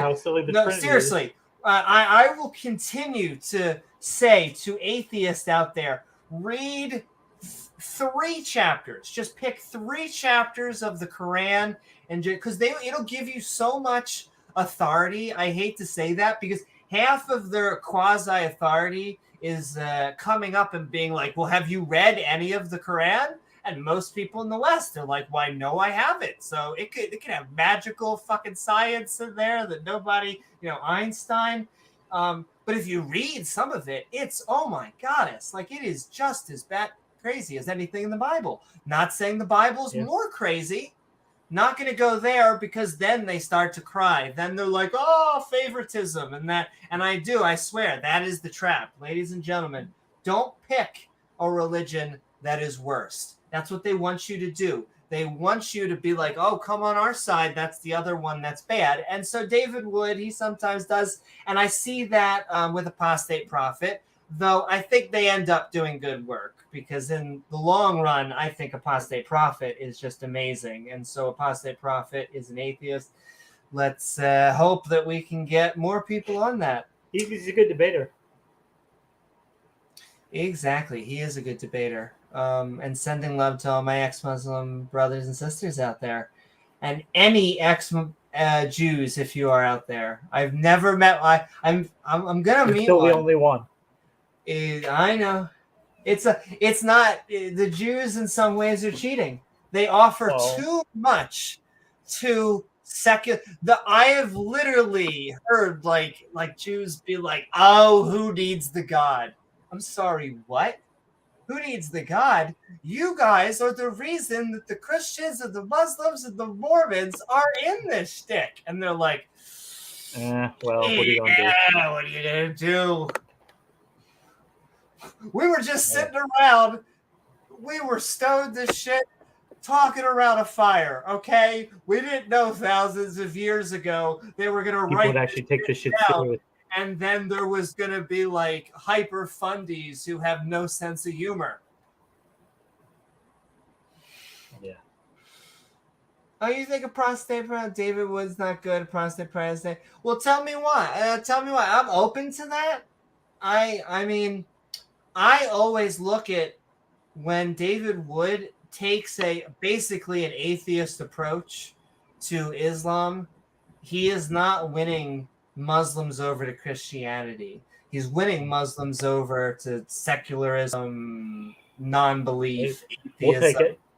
We'll take it. And Apostate Prophet is just, as far as I'm concerned, Apostate Prophet is just one of us. That's the thing.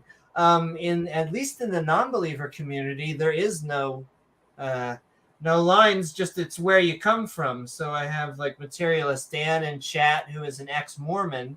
And I'm an ex-Jew, and Apostate Prophet's an ex-Muslim. But if you think they are doing something wrong, we're also open because we want to learn. And yeah. Mm-hmm. But yes, we are rolling through this horribleness. Holy moly. We're getting through it. Yes. This is supposed to be from a god. It's just so funny. Pretty absurd, yeah. Did we read? I think we had to read the last line. And his name yeah. shall be called in Israel Shmishmael. the house of Lannisters of him that hath his shoe loosed. Wow. Okay. So we're gonna make fun of you. Really? This is just a silly chapter. Very adult behavior, Yahweh. Yeah. If a married man dies without having children, his brother must have sex with his dead brother's wife. Once again, signed Yahweh. If the dead man's brother doesn't want to have sex with his brother's wife, have sex with. Just imagine going to a committee of elders and saying he refuses to have sex with me. So absolutely, doorknob head. So it's coming. That's what he or she said. We are going in order. What eventually has to happen, I think, is that one day this channel will be big enough that Gizmo and I would like it to be a studio where we can actually work full time. And if we could pump out, instead of one Bible study a week, maybe 2 or 3 Bible studies a week, we would be able to get through this. And then we want to do the Skeptics Annotated Quran, and then we want to do the Skeptic Annotated Book of Mormon. They have both, and we absolutely, it's on the list, and hell's yeah, we're going to do it.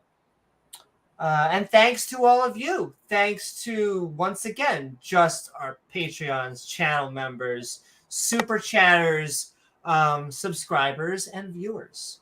Everybody. And apparently, I'm not sure if we have anyone. I don't think we have any viewers on Twitter, but that's a familiar feeling. We have felt that before and have just climbed up. So, yeah, it's actually been exciting. It's also super late. Exactly. I'm looking at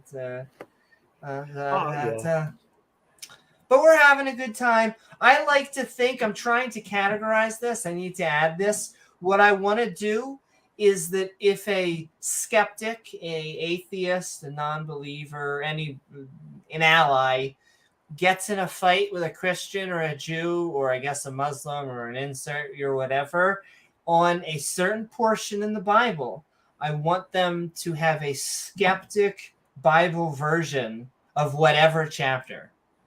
So that is the goal. And it's actually been working pretty great. I've been happy. We are on episode 71. Wow. Which is pretty fantastic. My joke is always that we read the Bible more than they do. And we definitely read a lot of parts that they just gloss over. Exactly. Well, sometimes the boring stuff is actually as important, if not more important, because it's really easy to read the Sermon on the Mount. It's really weird to talk about why your brother is fucking your wife and why God told him to do it. Like, I get it, in death and stuff, but I'm trying to remember, there's a story, there's lots of famous stories where, like, the one guy dies. This is Walking Dead. This is like Walking Dead going on over here. Oh my God! So and say your point, and then I have to. I was just gonna say, imagine you can easily imagine how this happened. You have a guy who's his brother is sick, but his brother's wife is hella hot, and he wants to get a little piece of that after he's dead. So hey, write that in there. She's got to have sex with me after he's dead because I want a piece of that. Once again, and I know like the conservative religious are probably like, oh, she's going off feminista. But I mean, it's totally clear this was written by men, right? From a man's perspective, like, absolutely. I don't have to dye my hair pink for people to understand that, right? Like, you understand this book is... remember last one where the guys they kill all the family. They take in battle. They take the women, and she shaves her head and sits in a shack for a month to get over it. And then she's got to marry him. Oh, get over it. Get over it. Oh, we killed your whole family. They make the rapist marry the victim. And there are people that will defend this. Just like slavery. To this day. Yep. But yes, the elders will... if the dead man's brother doesn't want to have sex with his brother's wife, then she'll say, the elders, my husband's brother refuses to have sex with me. The elders will talk to him, but if he says, I refuse to have sex with her... Hey, come on, she's not that bad, bro. Come on. Then his brother's wife... Just do it. Just do it. Yeah. Once again, biblical morality, #loving God, will come to him in the presence of the elders, take off his shoe, spit in his face, and say, this is what happens to a man who refuses to have sex with his dead brother's wife. What are we reading, James? What are we reading? War poetry from the ancient Hebrew. War poetry. Poetry. It's an allegory. There's a metaphor in there somewhere. It's maybe we should close this book. And everyone in Israel will call him the house of him that had his shoe taken off. Ooh. They're going to make fun of him. They're going to tease him about it. And in such a specific insult. That's an entire sentence. Like, if you had to say that every time you were trying to make bands, hey, you over there, the house of him that had his shoe taken off. Oh, he's already gone. He's gone, dude. By the time you get halfway done, he's already bolted. Oh, but cool. Thanks. I like how God is making people basically insult someone. This is like pure theatrics, though. But once again, it's very, very theatrical. Yeah. It's hard to imagine people actually doing this. It's hard to imagine if this actually happened where somebody went through with it. Yo, that's what I mean. If even one person has done any of this, it is silly. Like, just what the hell? And I'm sure people did thousands of years ago. I know even the Amish would look at this and be like, well, come on. But once again, because of his brother's wife. Yeah. Nah. But that's not really the end of... No. Oh, before I have to get into it, before we get into the speaking of passages that kind of look like Islam, I'm sent in love. I waver on it because this mother does more streams. I decide to stop going on his stream. Yeah. And he does a stream every night. You have any idea how... I used to go on his stream a lot, okay? You were addicted to it. Because, once again, maybe it's because I feel like Oz's little sister. Oz is my brother from another mother up there. He is out there every day connecting atheists. And an empathetic atheist is something that is good to have. We should be empathetic. But it reminds me of the quote, I think from, or at least paraphrased from Richard Dawkins. We like to be open-minded, just not so open-minded that our brains fall out. We like to be empathetic, just not so empathetic that our hearts fall out. My lordy. And so I took it almost personal. Like I wanted to get him back.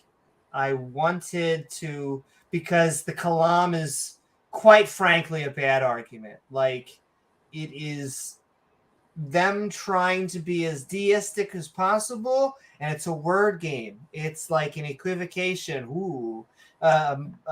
Sleight of trick of hand.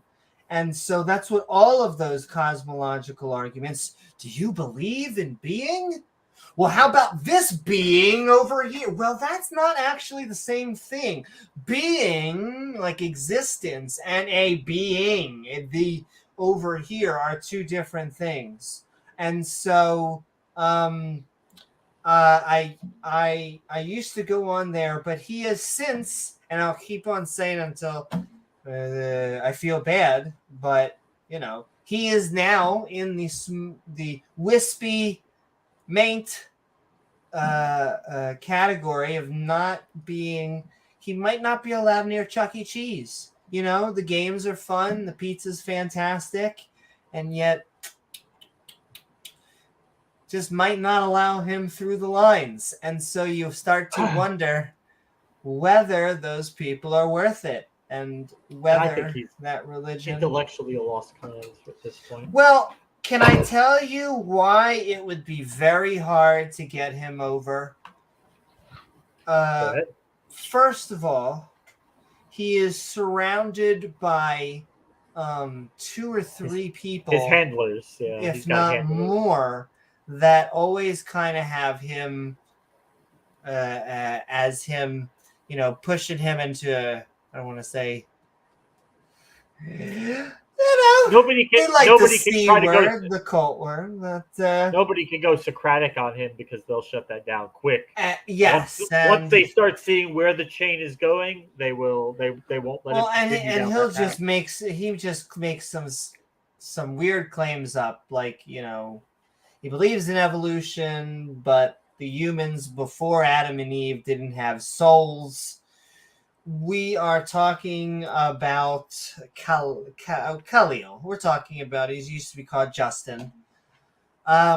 He used to, and I sometimes feel he makes a lot more money on his channel now than he used to make. Yeah, well, listen, I will say, you can make decent no matter what you're doing. It's not that. What bothers me is it's just the invisible product. It's the invisible product. But we're going to keep on jumping in. All right. And I'm trying to remember. I see Ali Dawa. I forget if that. I'm not sure I've been on there. I've been on Thought Adventure podcast, and which I think I'm gonna probably go on. And I go on Hansman's Den sometimes, and the arena and all that. But speaking of Islam, I have no idea where I am right now. Sending love to Freak. What is up? Hey, Freak.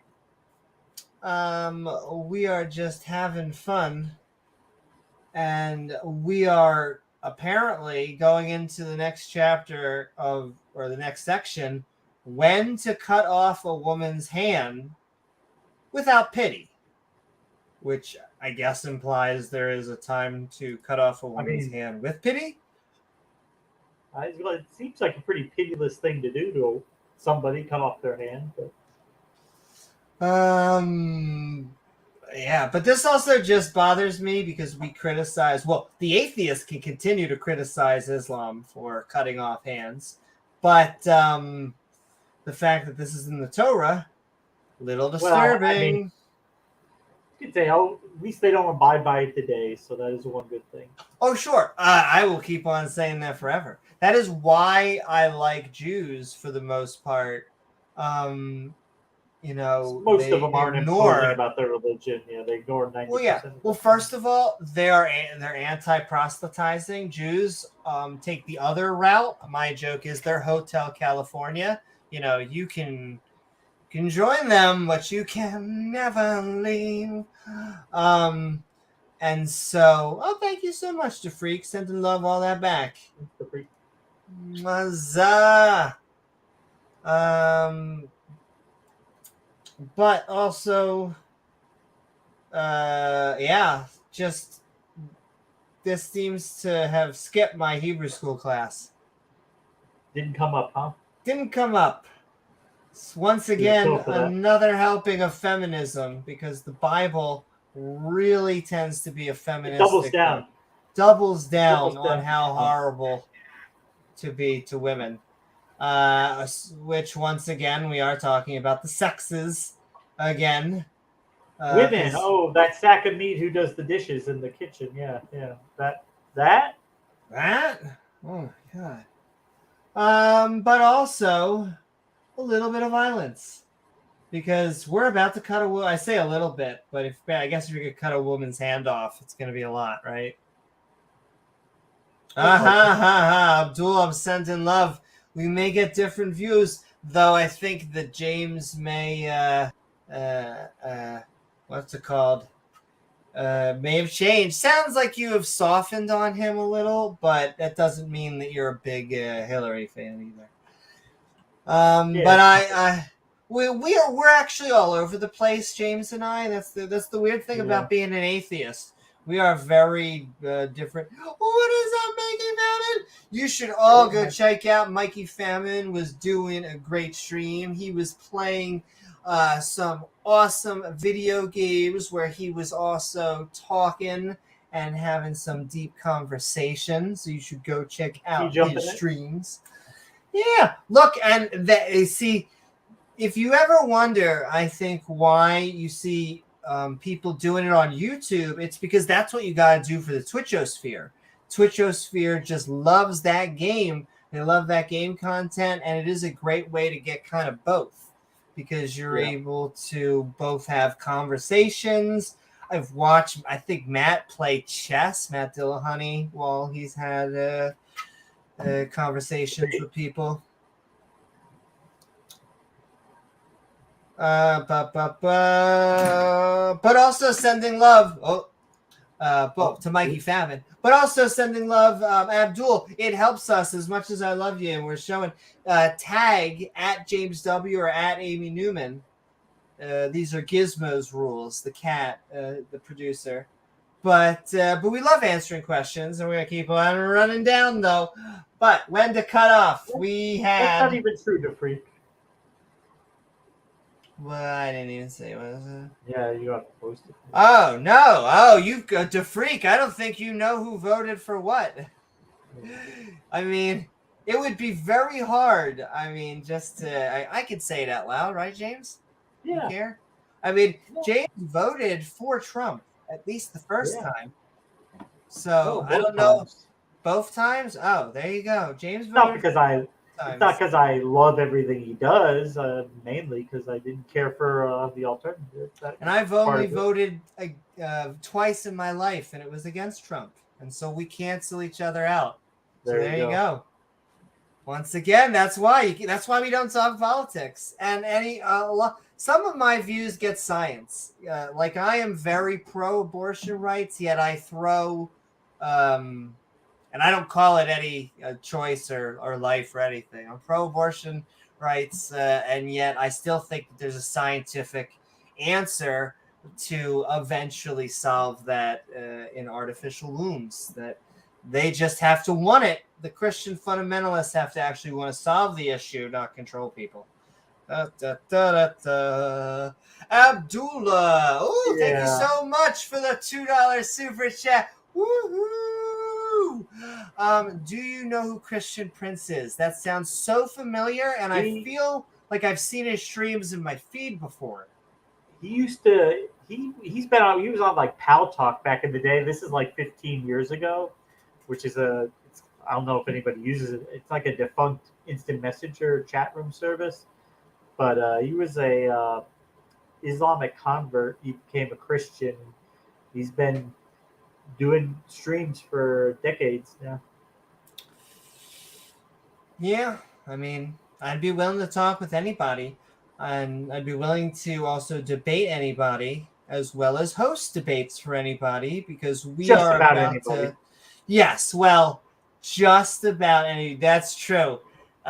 We tend to be a politically incorrect channel, and yet we very much follow the TOS gods, because I'll be quite honest with you, YouTube and all of the internet has been actually quite great to us. Like, all of these anti-science misinformation people that QQ, I do have to say, if you just start spreading science, maybe people won't care. I'm not saying who should be censored or what. I'm just saying that James and I have had not many problems. We only one or two they've streams. been good to us. And we knew that which streams they were going to be pretty much, and they were worth it for the fun. Yeah, we knew that wasn't going to be monetized, but that was more for us. Yeah. And for Jesse. For Jesse. It was really for Jesse. And for Hake, who I imagine just snuggling up together after that podcast. Yo, there is oh God, I'm trying to remember. There's a political commentator that he's like a young political commentator, and it's basically just a stream of him absolutely trolling out of Jesse Lee Peterson, because I'm pretty sure he's either a bi or a gay man, and he almost is half flirting with him, and just you can see Jesse just like sweating, and it's fantastic. Uncomfortable. Yeah, it's like a mix of uncomfortable. He doesn't know if he should take the plunge or not. That is basically what it is. A very interesting. He's been, and this gentleman has been on DebateCon. I should know his name. But thank you so very much, Abdul. Now I kind of want to. Thanks, Abdul. Look it up, but I'll look it up if we go to the open mic and stuff, because but it was so great. I'm sure if you look up Jesse Lee Peterson getting trolled, you'll find reality. Whoa. My reality has my reality, my evidence, my reason. Yeah, and I will say, I mean, that's what atheism, religion just tends to be a superstition.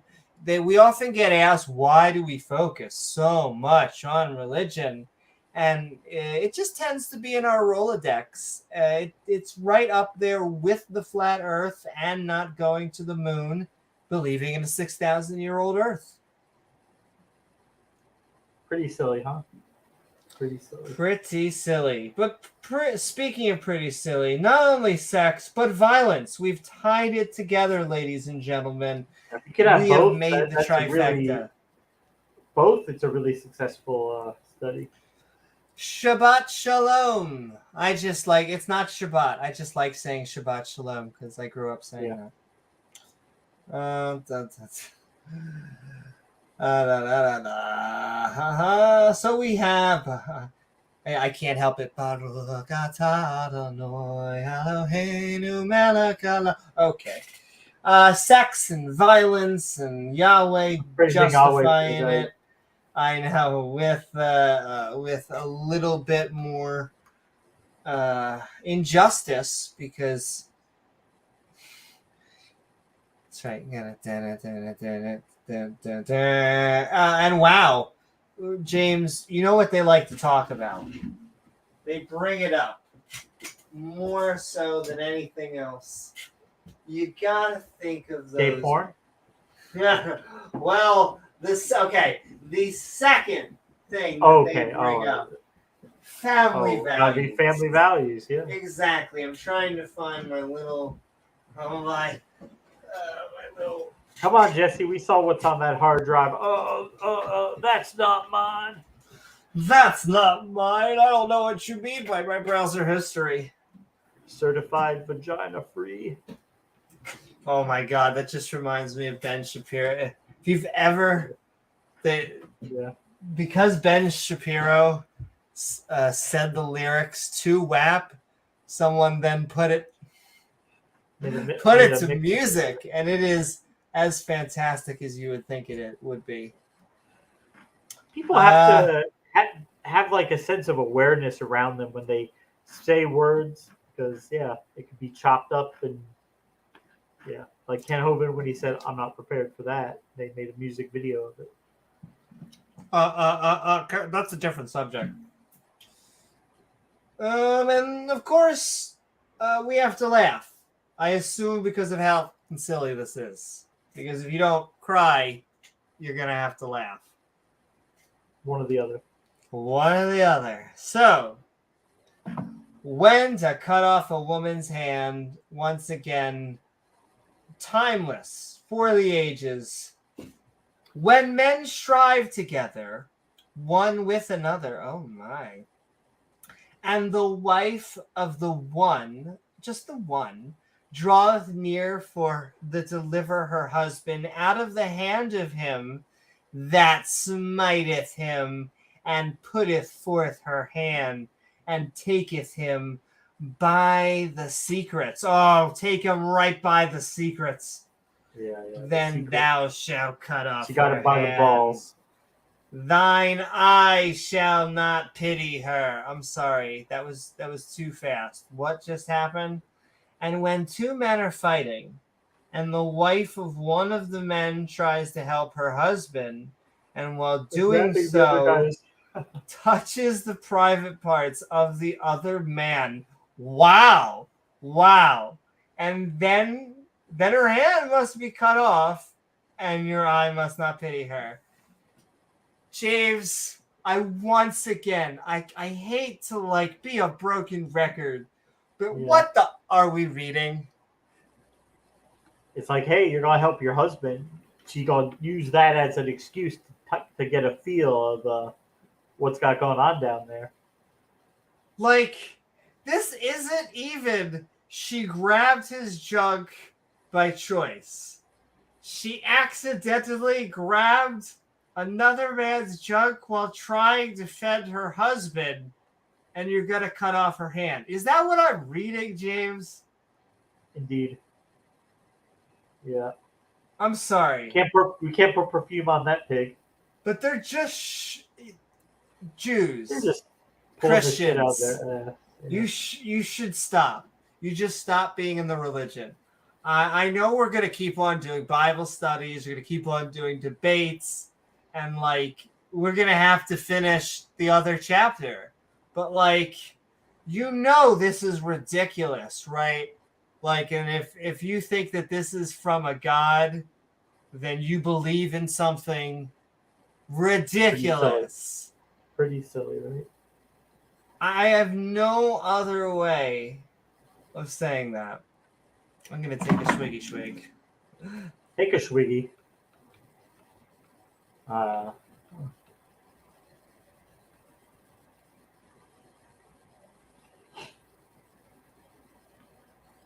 Thank you. Okay, which is good. Business. Because, once again, which I love this, because it is basically like a horrible sandwich.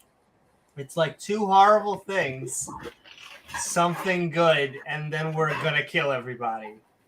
What a chapter.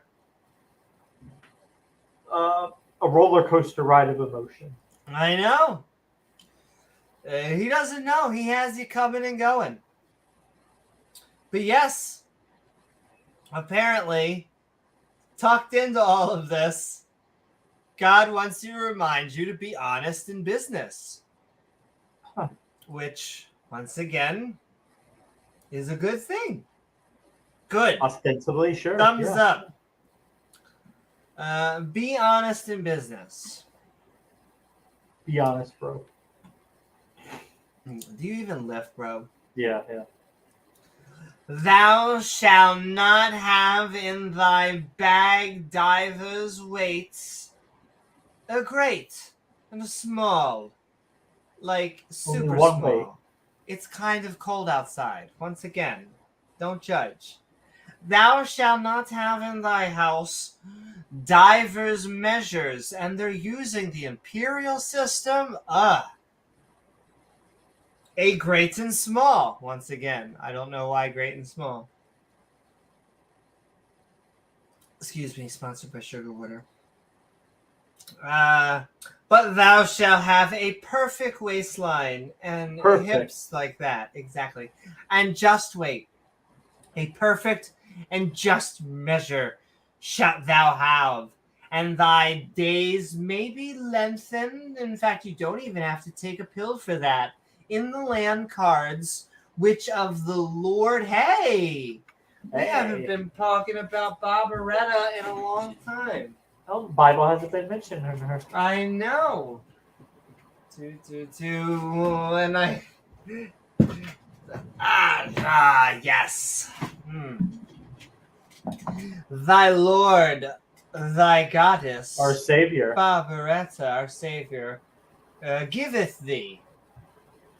For all that do such things, show me on the pasta where you do such things, and all that do so unrighteously, that's right, baby, are an abomination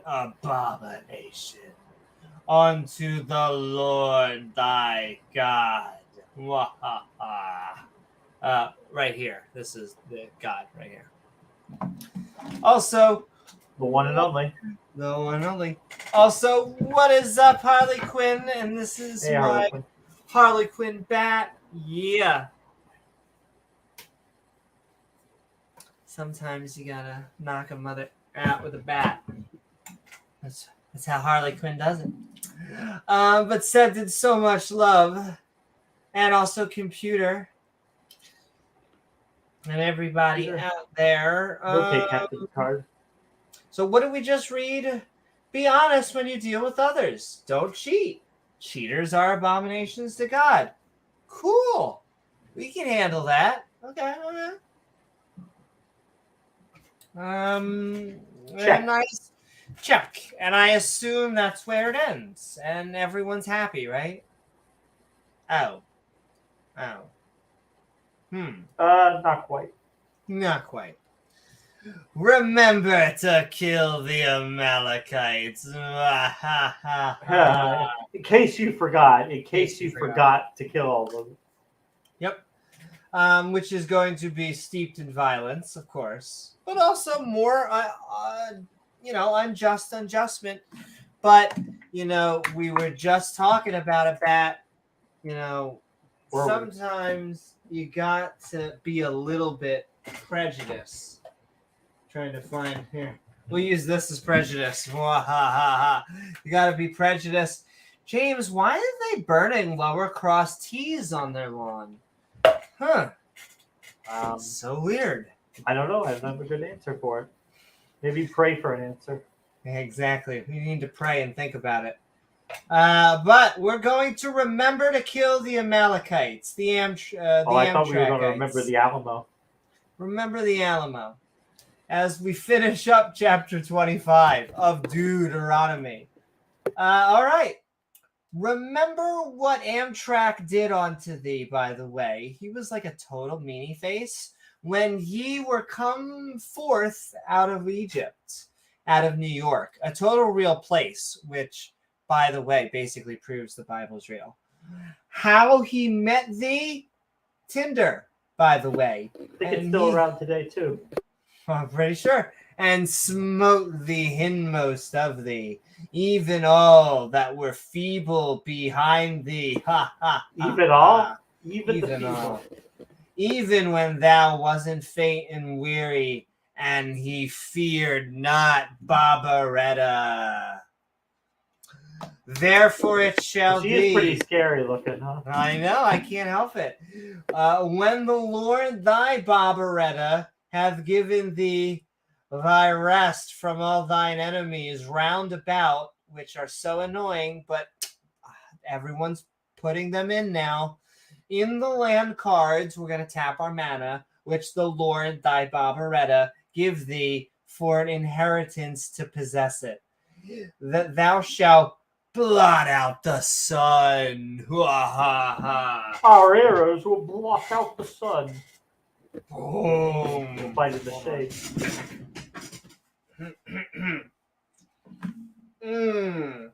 That was my attempt at a high kick. Oh my god, I need to do more yoga.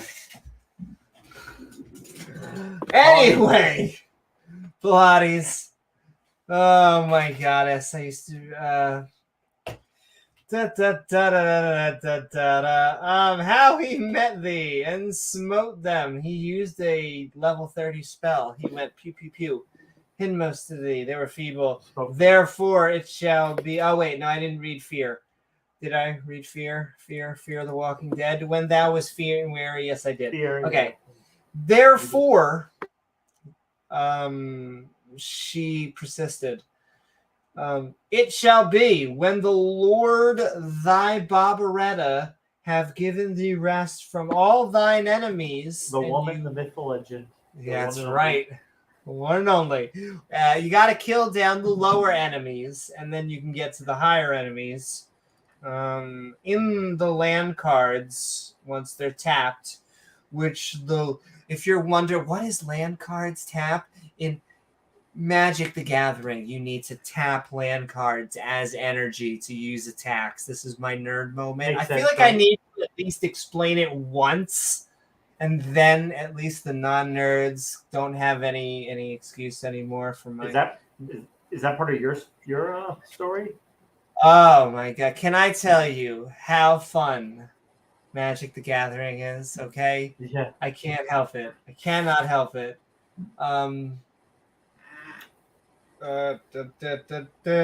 Never played Yu-Gi-Oh, but I just like to say the heart of the cards. Yu-Gi-Oh.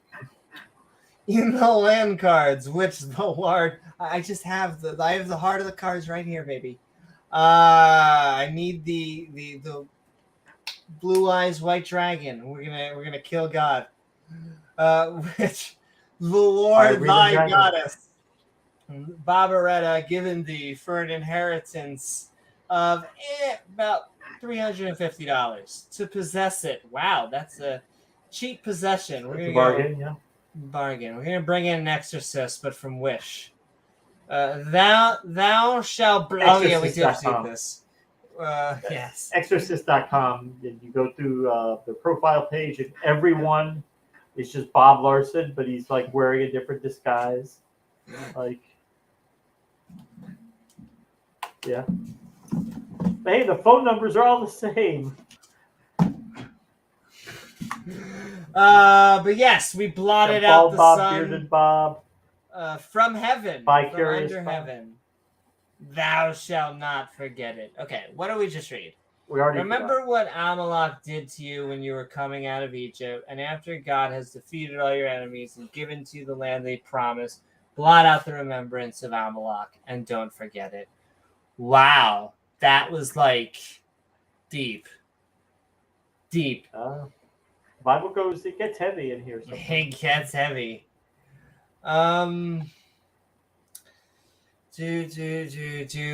Give me another second, James, and then we are going to in fact, everyone, if you're out there, tag us for just some comments, maybe read something from there just for a second. We'll be right back, and then we are going to break into the next chapter. No problem. Sounds good.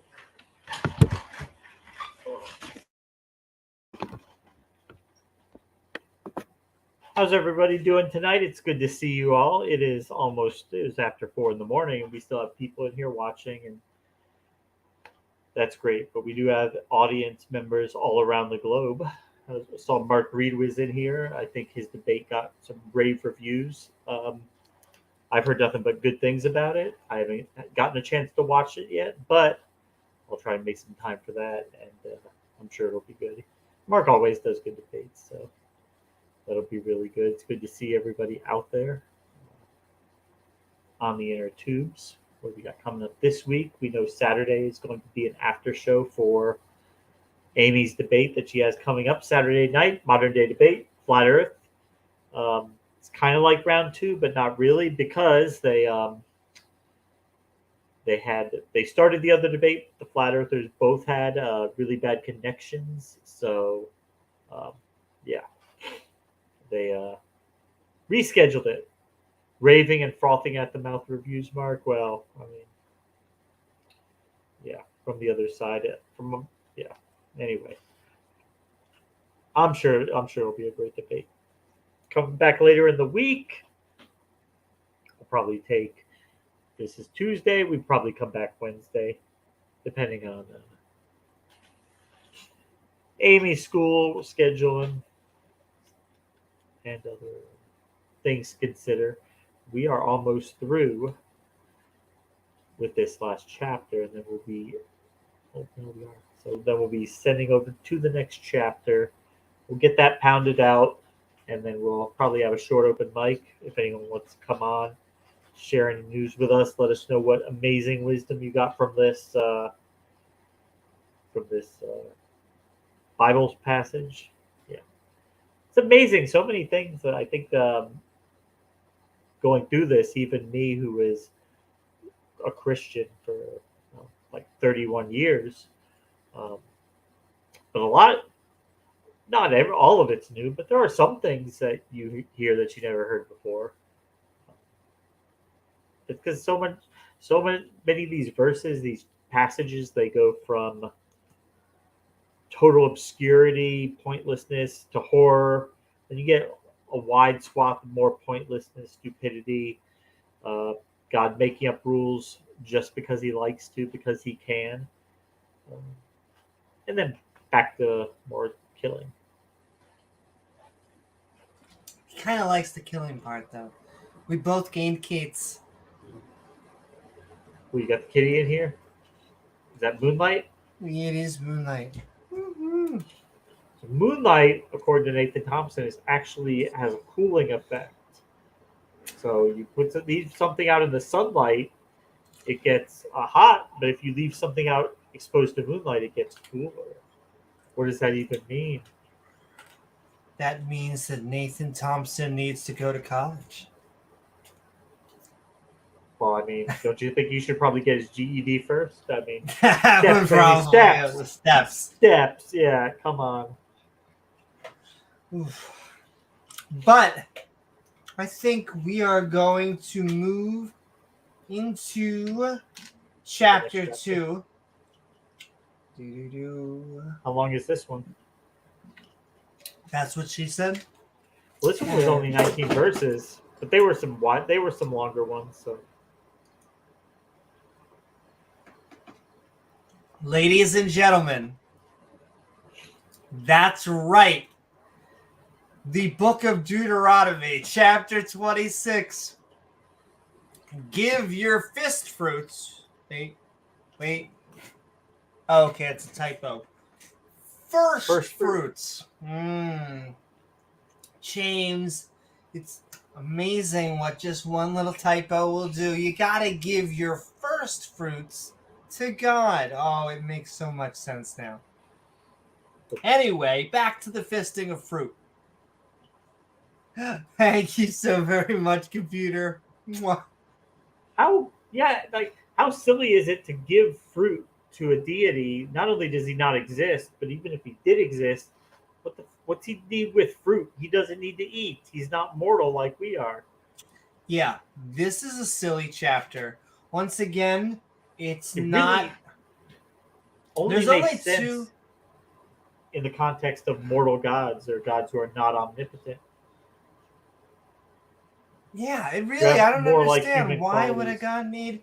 But once again, there's only two qualities here, two chapters here. It's not the most exciting because God is talking about fruit. And yet it's kind of funny because God is talking about fruit. So, yeah, those are just the little things. Well, he is a little fruity. Well, James, I'm sympathetic. So am I. But, kitty. We are jumping into it. The second chapter of the night. We are. Reminds me, we used to. Oh, you can tell we were crazy back in the day. We used to fuck with people back in high school with fruitcakes around this time of year. I want to make a joke like I used to do the same. Yeah. No. My groups were actually just geekies. We were nerds. Once again, the Magic the Gathering. That was high school. Insert a fruitcake into somebody's backpack or something. Oh my. See, that sounds a little bit more like my life now. Yeah. But yeah. A fruitcake in someone's backpack, not in their backside. Gotcha. Little bit different. Nonetheless, we are giving your fist fruits to God. So let's jump into it. Yeah. That banana looks a little brown. I don't know what you're talking about, James. Looks ripe as rain. We are going into number 1 on Deuteronomy chapter 26. And it shall be. It shall not pass, however, when thou art, come. Oh my. Oh, okay. Hopefully with a wine glass, lady. It into the land which the Lord thy Bob, right here, giveth thee for an inheritance, and possesseth it. Once again, hey, whatever, we've seen. Is this like a... Repossess the repo. You're repossessing? And dwellest therein. Oh, so far up in therein. Then thou take of the first of all the fruit. Just find as many fruit as you can, and just put your face up on them and just rub up on them fruit. What are we talking about? Fruit baskets, apparently. Fruit baskets. And this is from God. It's just so, once again, of the earth nation, which thou shalt... God sending out, like, get well fruit baskets to people, except all the fruit is covered in a brown, smelly substance. James, I'm just telling you. That's why you gotta watch. You gotta watch. Yeah. 1-800-fistfruits.com.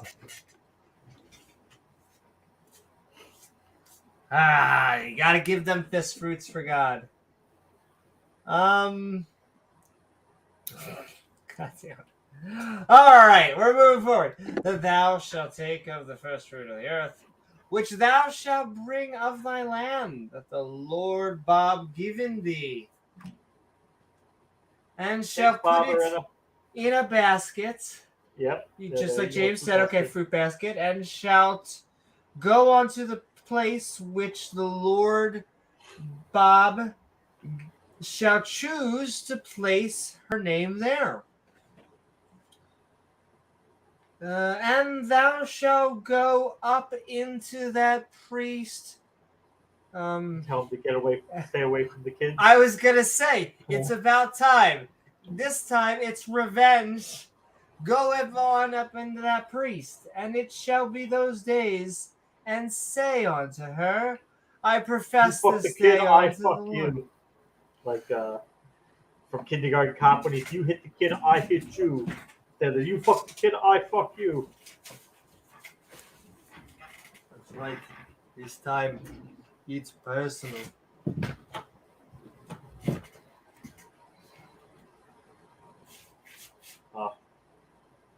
New action movie star. Newman. Send in the tranny. Sending in the Tyrannosaurus. No, run to the chopper. Oh, I can't tell. It's colder. It has to be an attack. It has to be an attack helicopter. That's right. It's the only thing I can become is an attack helicopter. Funny enough, helicopter. I have to. I drink oil instead of milk, and it's about the same price. Oh, price going down. Ha ha ha. Hey. And thou shalt. You can feel the gears. The priest, which we are assuming getting up, but I profess this day, not the other day, but this day, unto the Lord thy Bob, that I come. Oh, okay, I have permission. Onto the country. Hey, if you're into the rural thing, I'm up for it. I like long walks. Which the Lord swear unto our fathers for to give us. He like swears it up and down. He promised. He promised. He pinky promised. And the priest class, who is a level 60, but he's sending in bubbles, to help out. That's right. My friends were pew pew. Somehow I want to trigger as many as possible, but I wish the fundamentalist, like, they just don't know what a woman is. I feel bad for They need help. They need help. They They keep need on help. asking. So clearly they need to learn what evolution is. The rib thing. Come on, the rib. Total science. Total. Or well, like when the Christian told me that I'm strawmanning it when I say God poofed people into existence because I skipped the part where he piled up dirt and then made dirt come alive. So I was totally off base there. No, that's what the Bible says. I don't know what to tell you, but it's the same with slavery. It's the same. We did just read like 2 chapters or a chapter with 2 portions of a woman just getting her rights just absolutely violated. Oh, that's probably right, Shane. Amy's attack helicopter pro now. I just read. That's what I read. I know. Somehow, I was going to say, somehow we're going to piss off both sides. But I would say we actually side generally with the what's it called? It's just these conservatives have no sense of humor. That's their only joke, is the attack helicopter joke. And besides that, they are going to get as much mileage out of that as they can. I mean, the car is broken down, and they're basically just pushing it down the road, but they're not giving up on it. And they don't even do that anymore. That's only their backup joke. Their new thing is just the question. Conservative, religious, fundamentalists. Very specifically, I'm painting with a very, very small brush here. Very, very they don't seem to know what a woman is. We need to help them, ladies and gentlemen. We can actually help them with that. I know, because we know biology. Although I don't think they're going to like our help. But. No, I don't think so. Once we start talking about mating types, I'm arguing. I have to respond to someone. I can't help it. Once again, going to my endless response and comment section. Someone doesn't believe that multicellular organisms can clone themselves, but they can. We can't. Humans can't, but there are fish and lizards who can, and that was the original way it's the original way. Exactly. Some snakes can do it. It's the original way that's multicellular organisms reproduce. Now, sex won that war. Sex is highly advantageous. Win all the time? It doesn't win all the time. There are when you now see it in times where animals can't find mates if they go through prolonged seasons without being able to find a mate. They're able to do, I think it's called parthenogenesis. Parthenogenesis, yeah. And it allows them to clone themselves. They won't be able to reproduce, but they will be able to stay alive long enough to hopefully find a mate. Yeah, and then they can. I mean, I've seen a new paper that shows that some of them are genetically different. You can actually get a look, but still, really? sex. I should get that paper. But sex won for numerous different reasons. That's why it became the number one in mammals and oftentimes plants. Just for reasons like if the mother has a parasite, the child won't have a parasite. Oftentimes have the parasite, has the separation from the womb. Makes sense. You can all sorts of like little things like that. It's just good to get. It's good to mix the genetic DNA and have a new chance at the environment, because that's really your way of adapting to the environment long term. A wider gene pool. Yes. And so there's advantages. I'm not going, once again, I'll try not to dye my hair full pink. There's good reasons for sex to be here and all this. And if you want to know how and why, ask a biologist, not a creationist. Don't ask Ken Hovind. Don't ask Ken Hovind. He's watching the animals have sex. Exactly. For hours and hours and hours, apparently. And all right. Oh, my goddess, James, we were about to get to so much good stuff, apparently. And the priest, the level 60 priest who's sending out heal spells, shall take the basket of cheesy biscuits out of thine hand and set it down before thy altar. And we're not in a cult because we're placing things in front of an altar. Of the Lord thy Bob. And thou shalt speak and say before the Lord thy Bob, a Syrian ready to perish was my father. And he went down into New York and sojourned. There were a few, and became there a nation, great, mighty, and populous. It was totally populous. Totally.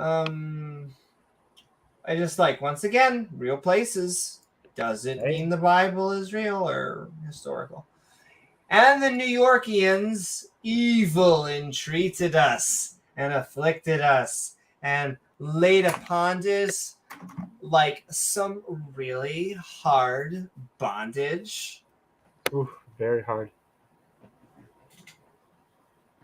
I like this. We're getting to the good stuff. Okay. As I always have to point out, though, every time he takes credit for getting him out of Egypt, he never gives himself the credit for getting him in. Yeah, no. First place, because he's the guy who had this elaborate plan spanning decades to get his people enslaved in Egypt so he could rescue them.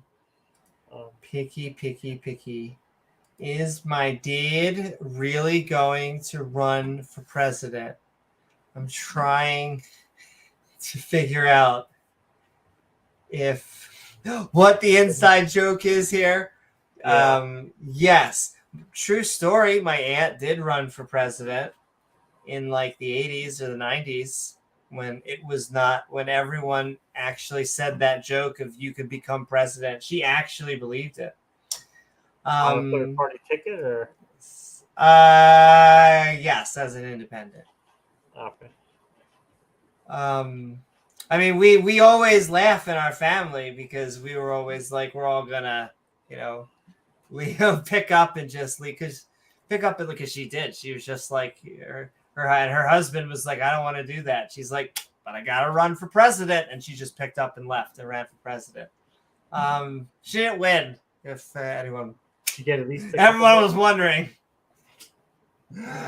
Oh my god, I love her though. She's a genius. She's actually really smart. A lot of people, my family has really weird achievements. My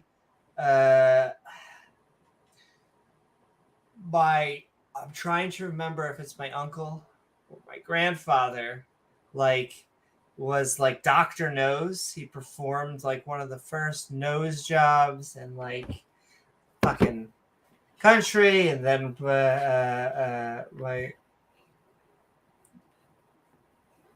uncle was a renowned foot surgeon. This just sounds like I'm patting on my back. I'm I'm an asshole now. Just really weird things. I have heavy shoulders. That's probably why I have all the college debt. A renowned pole smoker. Renowned pole smoker. That I definitely am. Sending love out there, though. We are almost done through the chapters. I think we may almost, I swear, tonight, just for the open mics, just do intro outros. Yeah. Yeah, exactly. I'm pretty sure. No, she has a lot, and I feel bad. I don't know how much I should talk about her, because it's so fascinating. Like, I just want to talk about her more, and yet I don't want to punch. It goes back to my punching down, but like, oh my God, I could. Da da da da da da. Did I also say, and I'm totally reading like the first 3 chapters of my outline on the next Ask Me Anything, because I finished it and I'm just so pumped. And so I'm gonna link everyone the outline. I'm sure there'll be people who Yo, want to hear it. Yeah. it came out really good.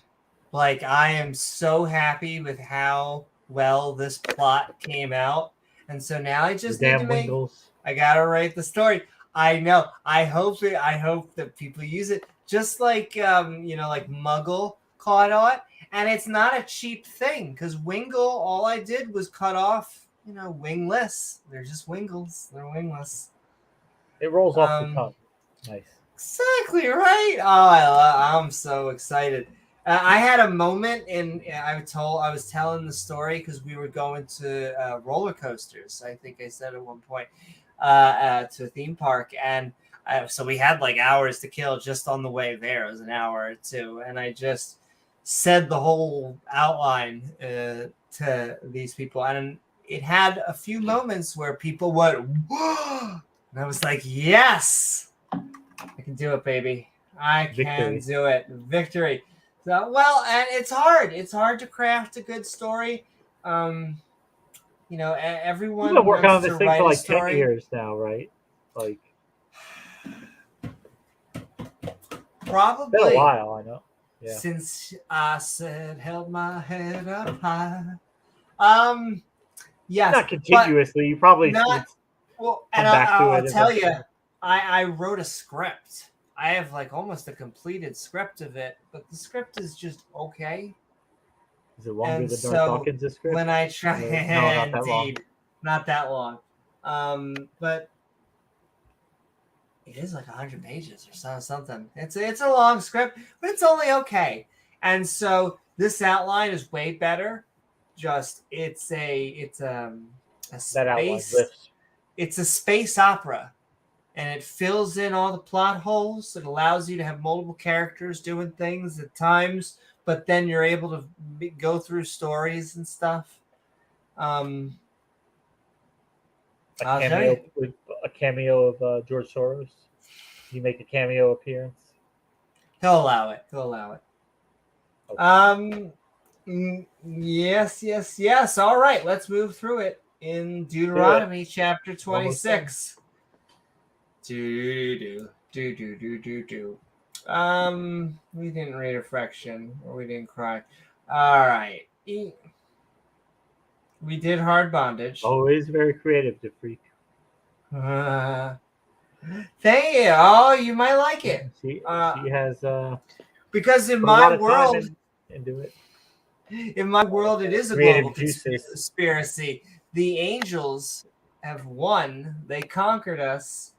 And that's why we worship angels and all this iconography and stuff. Because they won. So are they just aliens from another planet? Or they are not just aliens. Well, the planet is Terra. And there is a ring. And the angels live on the ring. And the Wingles live on the surface. Okay. And so the angels have conquered the surface like 200 years ago. But you don't know that because they conquered you. They conquered us. So they don't even know they're conquered? They don't even know they're going to. No, that's the entire thing, is that the Wingles just live all together. You just live as humans, as quote-unquote humans. And the so angels never just go down? live your neighbor. Exactly. There's a double-sided mirror that separates the ring from the planet. That is made by a whole bunch of satellite dishes. And so you can't see through it. You look up and you just see sky. But when they're on the ring, they see the surface of the planet. They see you just fine. Yeah. They're kind of the elite class. I mean, I have a lot of metaphors. I'm so artsy. Artsy fartsy. Oh, she's so artsy. But I'll read it to you guys. We're blathering. It sounds cool, but no, it sounds. But it's also about to be 5 a.m., so we can't Yeah, also yeah, have yeah, rants in the middle of the We morning. can't have And our cake thank and you. eat it too. I've actually had really good responses. So, like, I expect you will. I really hope that this is the fix. It's so hard to stare at a screen, a white screen with like that blinking like Cursor? line, yeah, that cursor, and just start to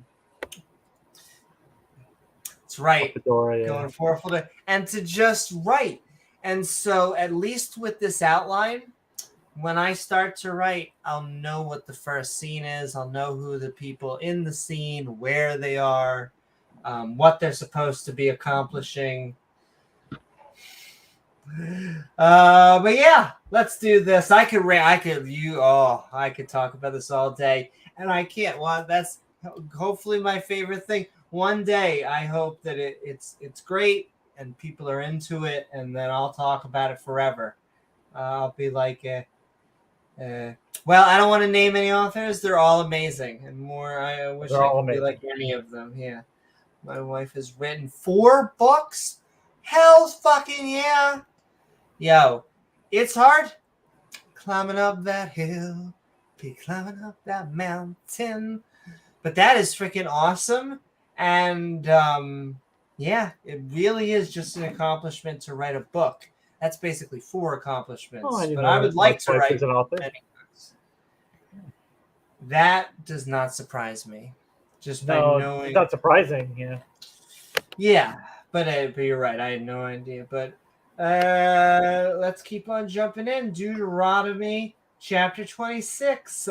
We are knee deep in fist fruits. Balls deep. And when we cried out with our fathers, you, Luke, I'm pretty sure I didn't say I am your father, but people remember it that way. The Lord heard our voice. Oh, did you? And looked on our affliction spell, which was a DOT, and on our labor, and on our oppression. Oppress me, Daddy. Specifically this father. Extra oppression. Extra oppression. Another helping of oppression. Exactly. Hot off the presses. And the Lord brought us forth out of, yeah, we get it, out of New York, with a mighty hand. Like, it was like super mighty. And with an outstretched arm, even. Like, and a reach around. With great terribleness. Okay, maybe it wasn't good for you. I thought it was good for me. And with signs and with wonders. The Yelp reviews are going to be terrible. And he hath brought onto this place and hath given onto these land cards enough energy. Even a land that floweth with milk and honey that sounds like something out of Starbucks.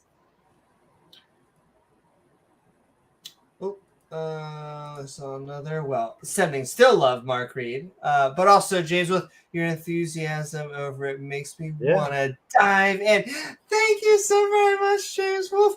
What I love also about it is it plays by my little kind of philosophy that conscious, sentient, introspective creatures, we're all going to be kind of similar. Like, I have 3 different species, maybe 2 subspecies, and one that's definitely the plant people, even though they're exactly like us. And they just are they pay taxes, they rub their crotch, they buy food from the grocery store. And I kind of love that. But they're plants, but they're angels, but they are humans that have to wear robotic wings because the culture is very 4D. Everyone, your apartment may be up and not just that way, up at, right and left. So it's fun to think about how species that would just have wings, how they would live. I want them to also clothe their wings. So when you see an angel, you're not going to see them just flapping their wings around anymore. Just little subtle things that I find funny to think about. Yeah. And I've fallen in love with all my characters, which is another good That's thing. important. Exactly. You immerse yourself and they all have their I see shtick. They all have their own little shtick. They all have something that makes them redeeming, but they need to get better. I'll give you this. I'll also give you the secret to, because my character, my I would say my main character is a girl. However, there's almost there's multiple characters, and it's third person, so it's hard to tell who is the main. Nonetheless, I'll give you the secret, like why there's such a backlash against some feminine superheroes and why some get it right. And it's just very simple that, strength in a movie doesn't come from the superpowers. So you can give a superhero all these cool superpowers, and it's never gonna maybe it'll make a young kid like them, because they just see like flashy lights and they're like, "Ooh, Right. he does cool powers," and then but generally speaking, what we like to see in a story is we want people to get pushed in the mud, them to get up and push that person back. And that kind of is what makes a good character, is you want people to really struggle. And so if you want a hero to deserve those superpowers, if you want, in fact, a great book, great screenwriting. This is Save the Cat. Save the Cat is an expression in the industry, and that is in your first chapter, your very first chapter, you need to save the cat, and that is your hero needs to do something that is going to win them over with the audience. They do something that makes you connect with them. And sometimes that character is about to do horrible things. And so you need to do something to really... And I'll give you the perfect example. John Wick is the perfect example of this. You connect because he is humanized through his dog. Someone does something horrible. I have a dog. He has a dog, just like me. And then someone, spoiler alert, if you haven't already seen it, though there's sequels, so I feel like you have to at this point, kills his dog. And then it doesn't seem all that terrible. No. That this man is about to go kill everybody in his path as revenge. And so you need something. And I'll give you mine away. My Save the Cat. And then we're jumping back in. I can't help it. My Save the Cat is that in chapter 1,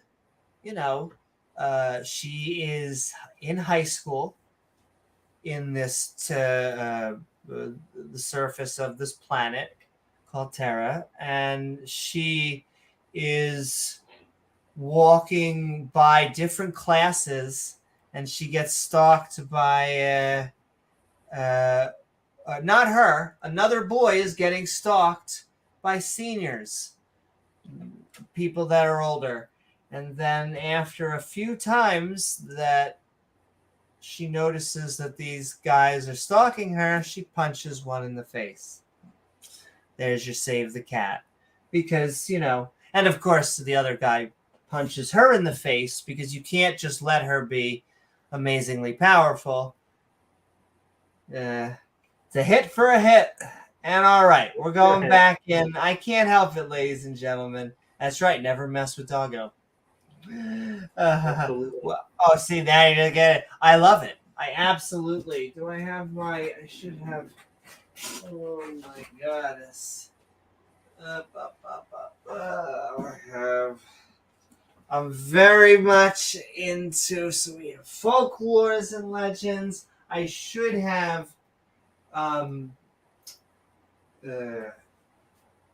What is it? Joseph Campbell's book. I'm very much into Joseph Campbell because I think that it really connects with people. And there's a reason my story is 12 chapters. With 3 parts every 12, 3 parts every chapter.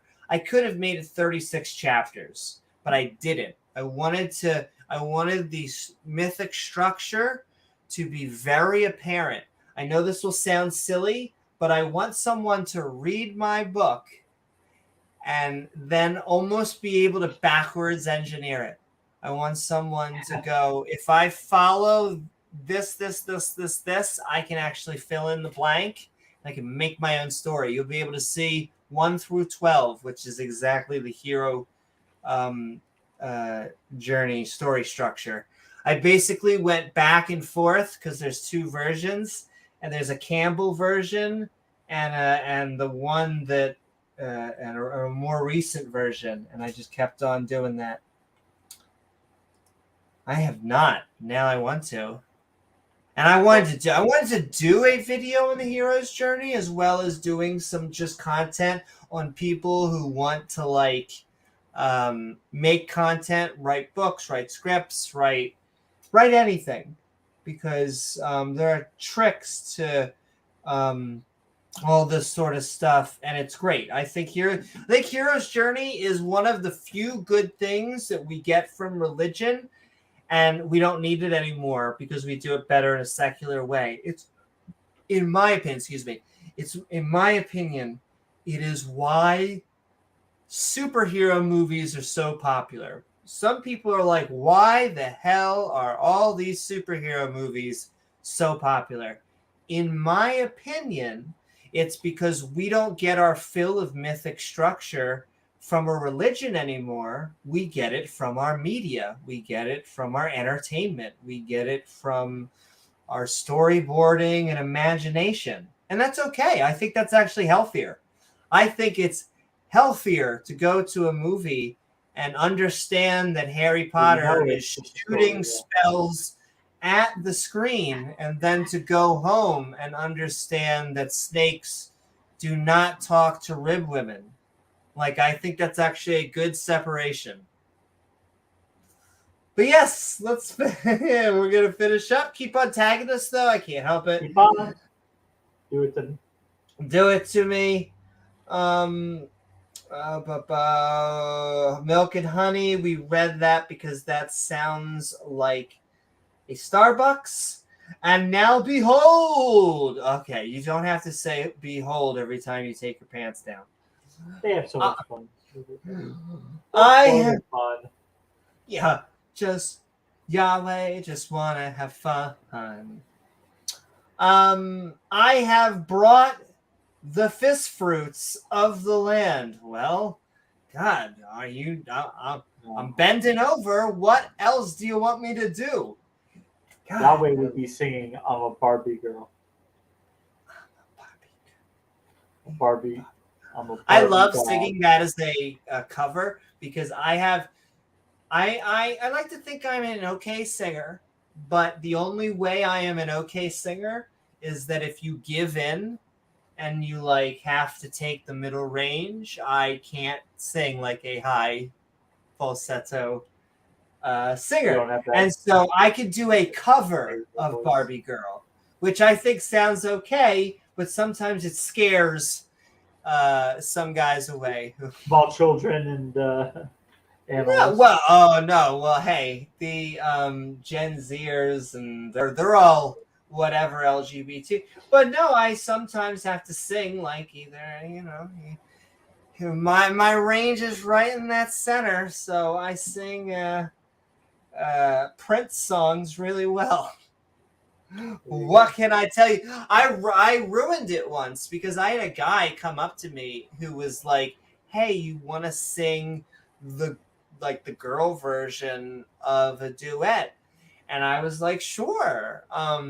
Which I can sing a femboy or a masculine girl. And I would have done that, but I had gone before his duet and I sang a song, and like by the end he was like, he disappeared. He was like, but I'm sending so much love out there. We love you guys.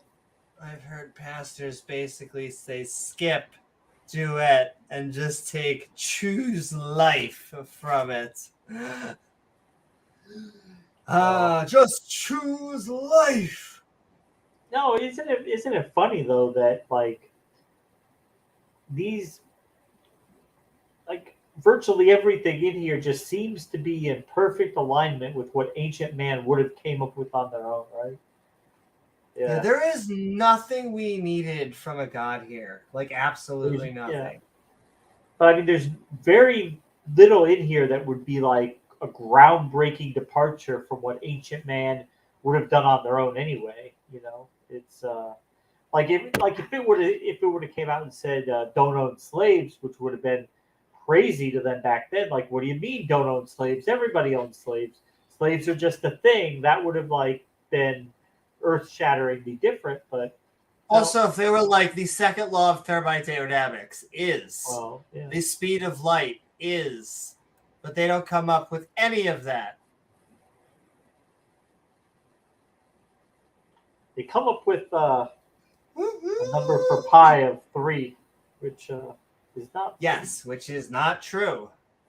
They just get shit wrong. And I totally agree with you, Grey Wolf. I think this is I think mythological structure is the story of man becoming an adult, facing challenges, gathering fire, and then after conquering their fears, being able to bring that back to the village. That is the story that we are telling over and over and over. And hey, we only live like 100 years, so the new generation won't be fresh as new. Tell your own version, and once again, I don't think anyone has told a story like my angel story, even though it doesn't break. It's not this abstract avant-garde. You don't even understand the words that are in front of you. Yeah. But I mean, I guess it might have certain similarities, but you can tell it's its own breed. It's not. It's not just based on one other thing. If my story is successful, when people think of angels, they're gonna think of me. I know that's a bold claim, but there's never been anyone that's done angels like this. I've stolen from a lot of things, like basically 20 different things that I like.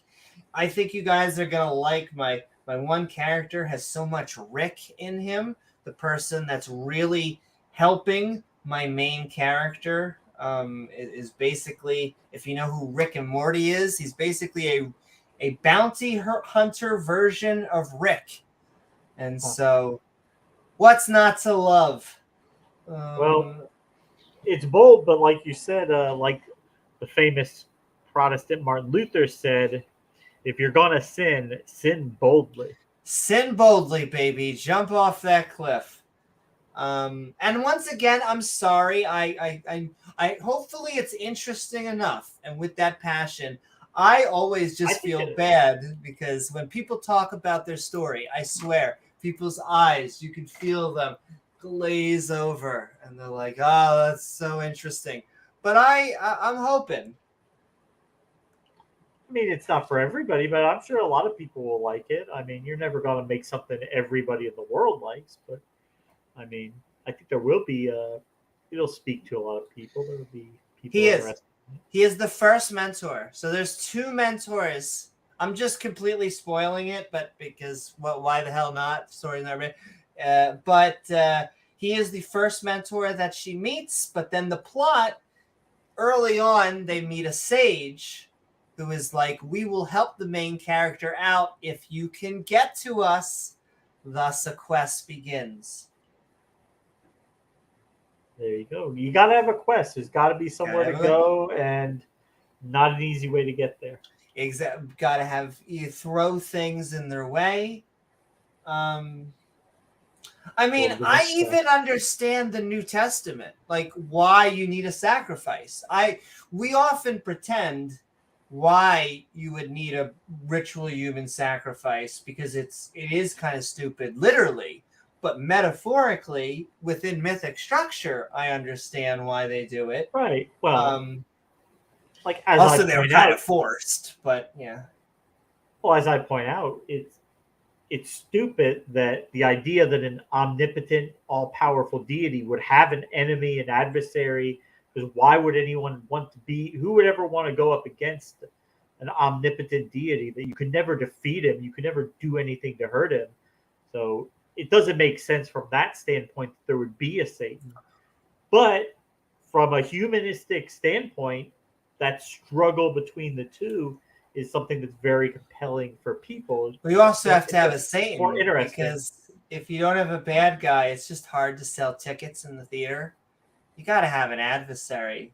That's what I mean. It would be like watching a Superman movie where all he does is just fly around saving people. There's no Lex Luthor. There's no anybody else to. Oh, and can I tell you once again that people are defined by their weaknesses, not by their strengths. Okay, just a good example: The Mandalorian.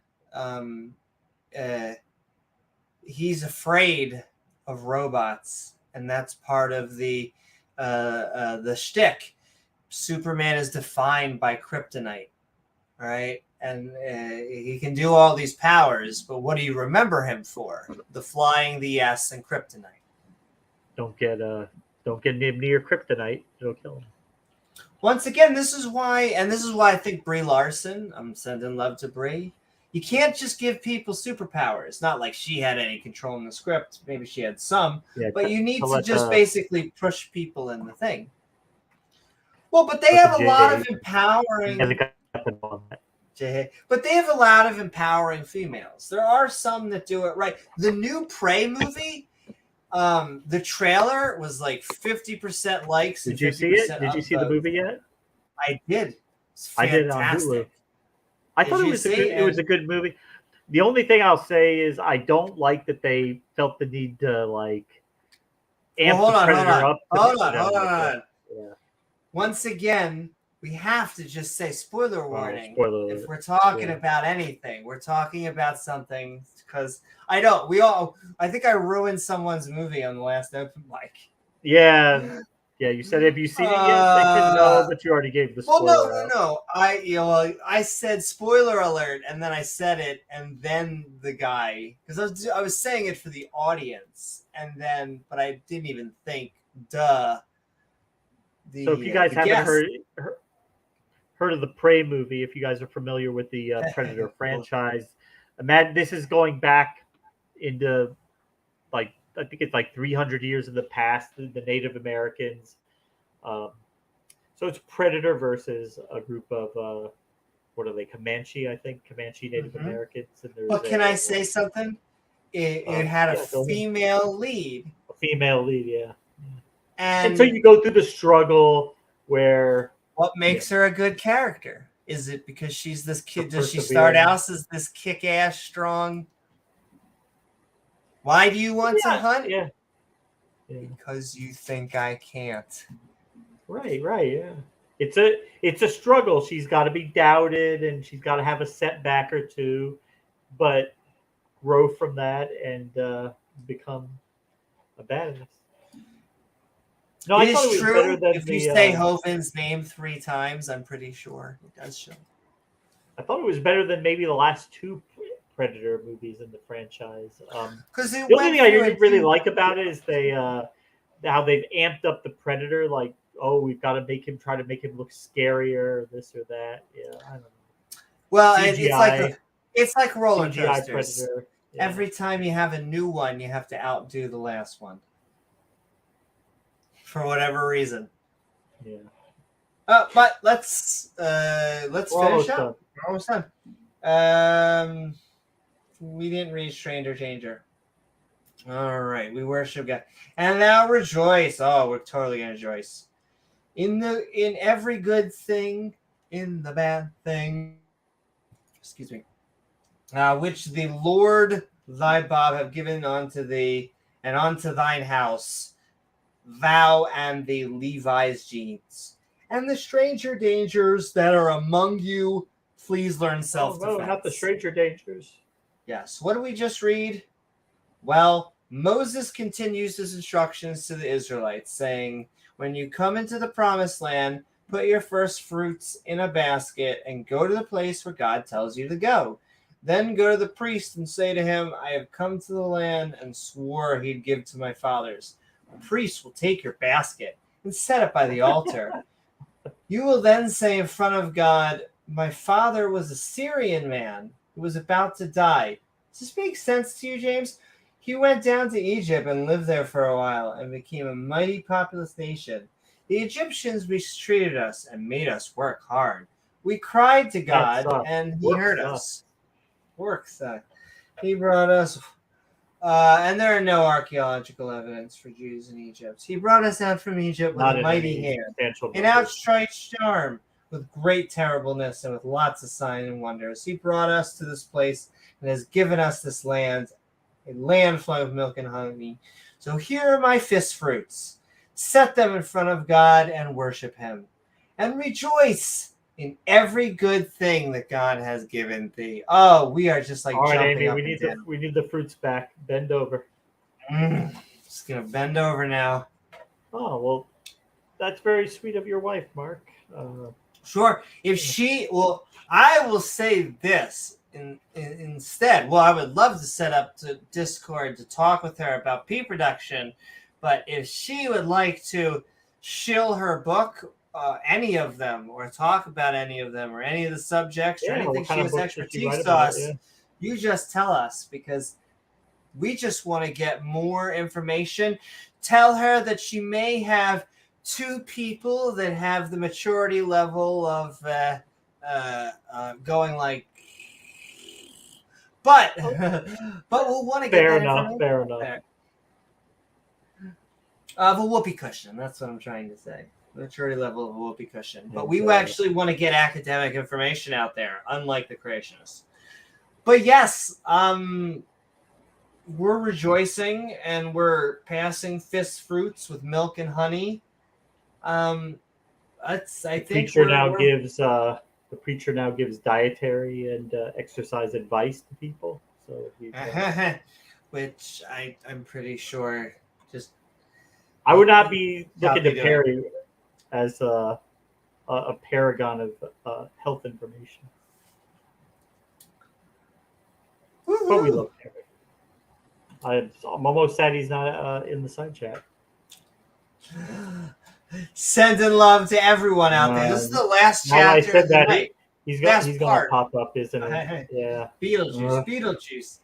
Say a few words to God. Say a few words to God. And we have just 3 more chapters. Once again, we can't help it. This is how heart-pounding excitement that we're reading here. Really is. This is just, I don't know why this isn't quoted, James, more often.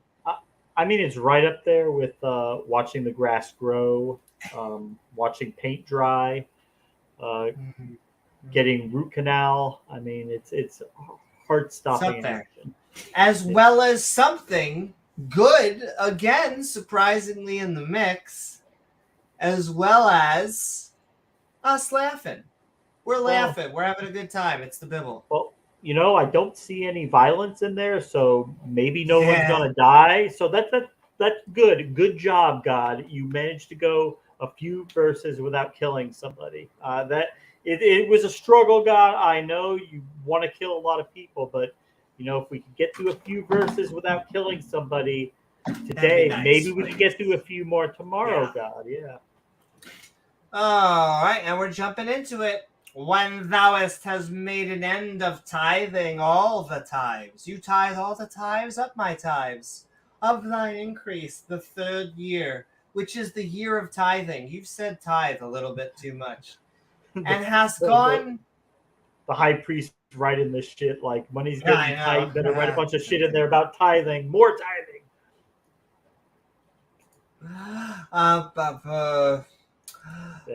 Has given it on to the Levi's dreams, the stranger danger, the fatherless, and the widow Jon Snow, your bastard, and they may eat within thy gates, and be filled like a golden corral. Then thou shalt, before the Lord Bob, right here, our lovely lady, have brought away the hallowed things, just like a hallowed earth, out of mine house, and also, have given them onto the Levi's jeans, and onto the stranger danger, to the fatherless. Why you have to point that out? And the widow, according to all thy commandments, those things that, the Jews and the Christians kind of ignore. They kind of like do 1 or 2 of them. 1 or 2 are really all that's law. But, what do you mean, the 10 Commandments? Yeah, and definitely. Yeah, there's only a few of them that made it to the modern day. But they love lists. Everyone loves lists. You love a top 10. I have not transgressed thy commandments, neither have I forgotten them, God. Well, God is like, he has an amazing ability to take something good, wholesome, something everybody likes, like puppies and candy, the concept of a day off, and just turn that into something completely diabolical, oppressive, and evil by saying, you guys are going to have a day off, and you will all take off. No one will lift a fucking finger, or they will. Someone's already been killed for that. So, like, it's cute that you're giving everyone a day off until you kill that one guy over there for picking up sticks on the Sabbath. And I wish I was tipping my fedora. Taking something good and wholesome and using it as an excuse to kill people for trivial silliness. It's just... But thanks God. All right. I've not eaten, therefore, in my morning. Therefore, I kind of want a mimosa. I would, brunch, eggs, maybe. Neither have I taken away exactly out thereof of any unclean use, even Mr. Clean, nor given out therefore. Oh man, the dead are coming. But I have hearkened to the voice, even the reality TV show of the Lord my Bob. And I have done according to all that is commanded me. Hot. Look down from my holy habitation. Is that like a thing? From heaven, and bless thy people of Israel. And the land which thou hast given us, and thou swears unto our fathers. Like, it's great. Our fathers swear upon it. Well, I mean, I know I'm a God and I can give you any land in the world, but I'm going to give you this land. The problem is there's people already on it. I couldn't give you a land that wasn't uninhabited. There's people there, but don't worry. Just go kill them all. And then it'll be yours. Don't worry. You'll be fine. Sending love also to anybody watching out there on the Twitchosphere and on Twitter, and also just sending love to the YouTube and entire Skeptic and Ranting community. We're almost about to do intro outros of open mics, so you can get to say whatever you want on this wisdom. Basically. And then we are heading out.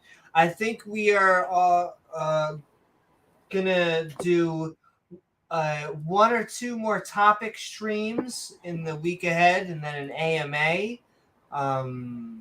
We're also doing a debate next week. I think we got an after show this Saturday. I say we'll probably maybe come back Wednesday. And debates coming up. Mark is in chat. When is that discussion again? Was there a date? There was a date selected that we agreed on. I'm pretty sure.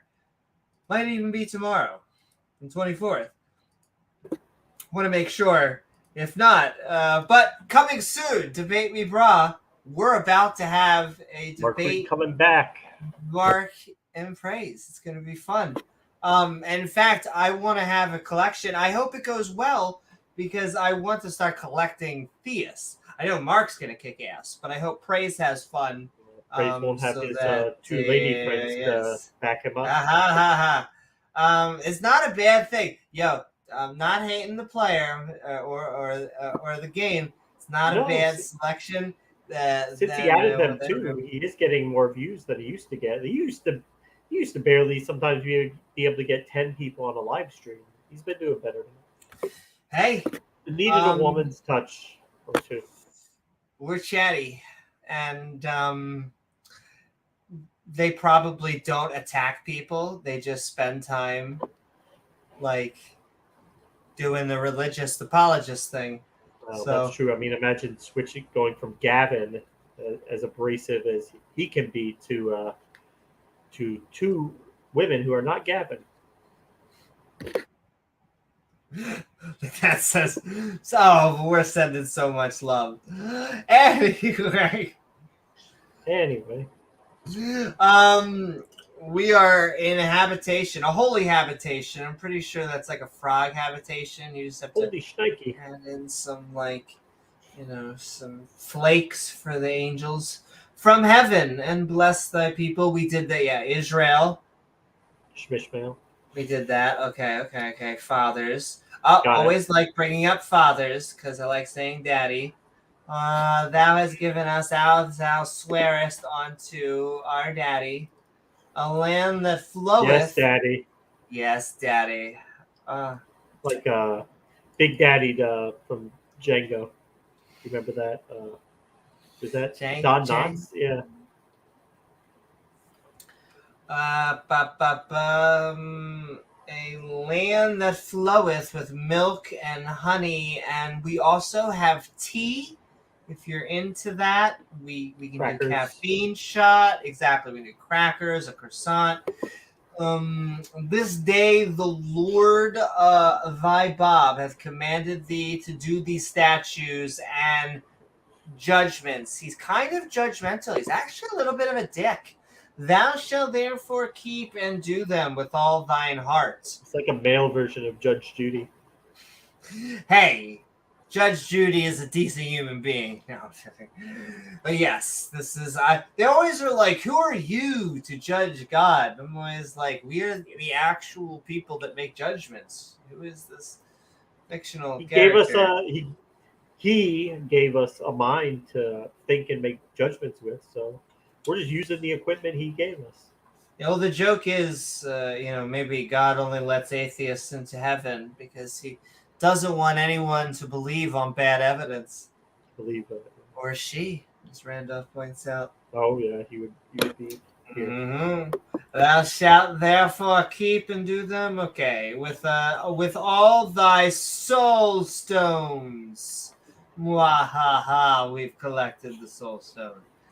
Thou has avouched, not as good as avenged, but avouched the Lord this day to be thy Bob and to walk his ways and to keep his statutes and commandments and his judgments, like all of them. You can't just say that's the Old Testament. And hearken unto his voice, his dreamy, dreamy, silky voice. What were we talking about? Tall, dark, and handsome. Kind of has the shirt open, and you can tell he's toned, but he doesn't actually talk about it, and he's got the beads rolling down. What? Oh, I don't even know what you're talking about. Oh, okay. That's what the freak said. Jesus couldn't be a woman because she wouldn't have been able to carry the cross. So. For the ritual sacrifice. Wouldn't have been able to carry the cross. If it was a real woman. I guarantee you they would have, because they would have stapled it to her or whatever and the Romans would have been like, march. Didn't they crucify women? They didn't crucify women? I don't know if they did or not. I mean, that'd be highly surprising. I feel like the carpenters would have been like, "What? You don't think we could get lighter crosses?" But even baby, doll, we can make this work. Joe, can you take like 5 pounds off this one? Oh my god! It was like, even Jesus was too weak to carry it on his own. He had to have somebody help him. So I guess that is their favorite part. That is when the lady gets to sing her loudest when he's, oh no, Jesus, he was stumbling down. It was terrible time. That's when she gets to like get really into it. That is an amazing artistic dance interpretation of the gospel. The gospel. I just thought that's the only part I have in my mind is like, and it's always a woman. It's always a woman singing over Jesus just consistently falling down. Like if you put it'd be a completely different. I mean, oh my! The Roman centurion would have been like, "Okay, we ain't got time for this shit. You guys pick up the cross and just take it up there. We you know we're the government, right? Day. We have things. We'll be here all freaking day. Yeah. Let's kill this guy and let's go get drunk. Yeah.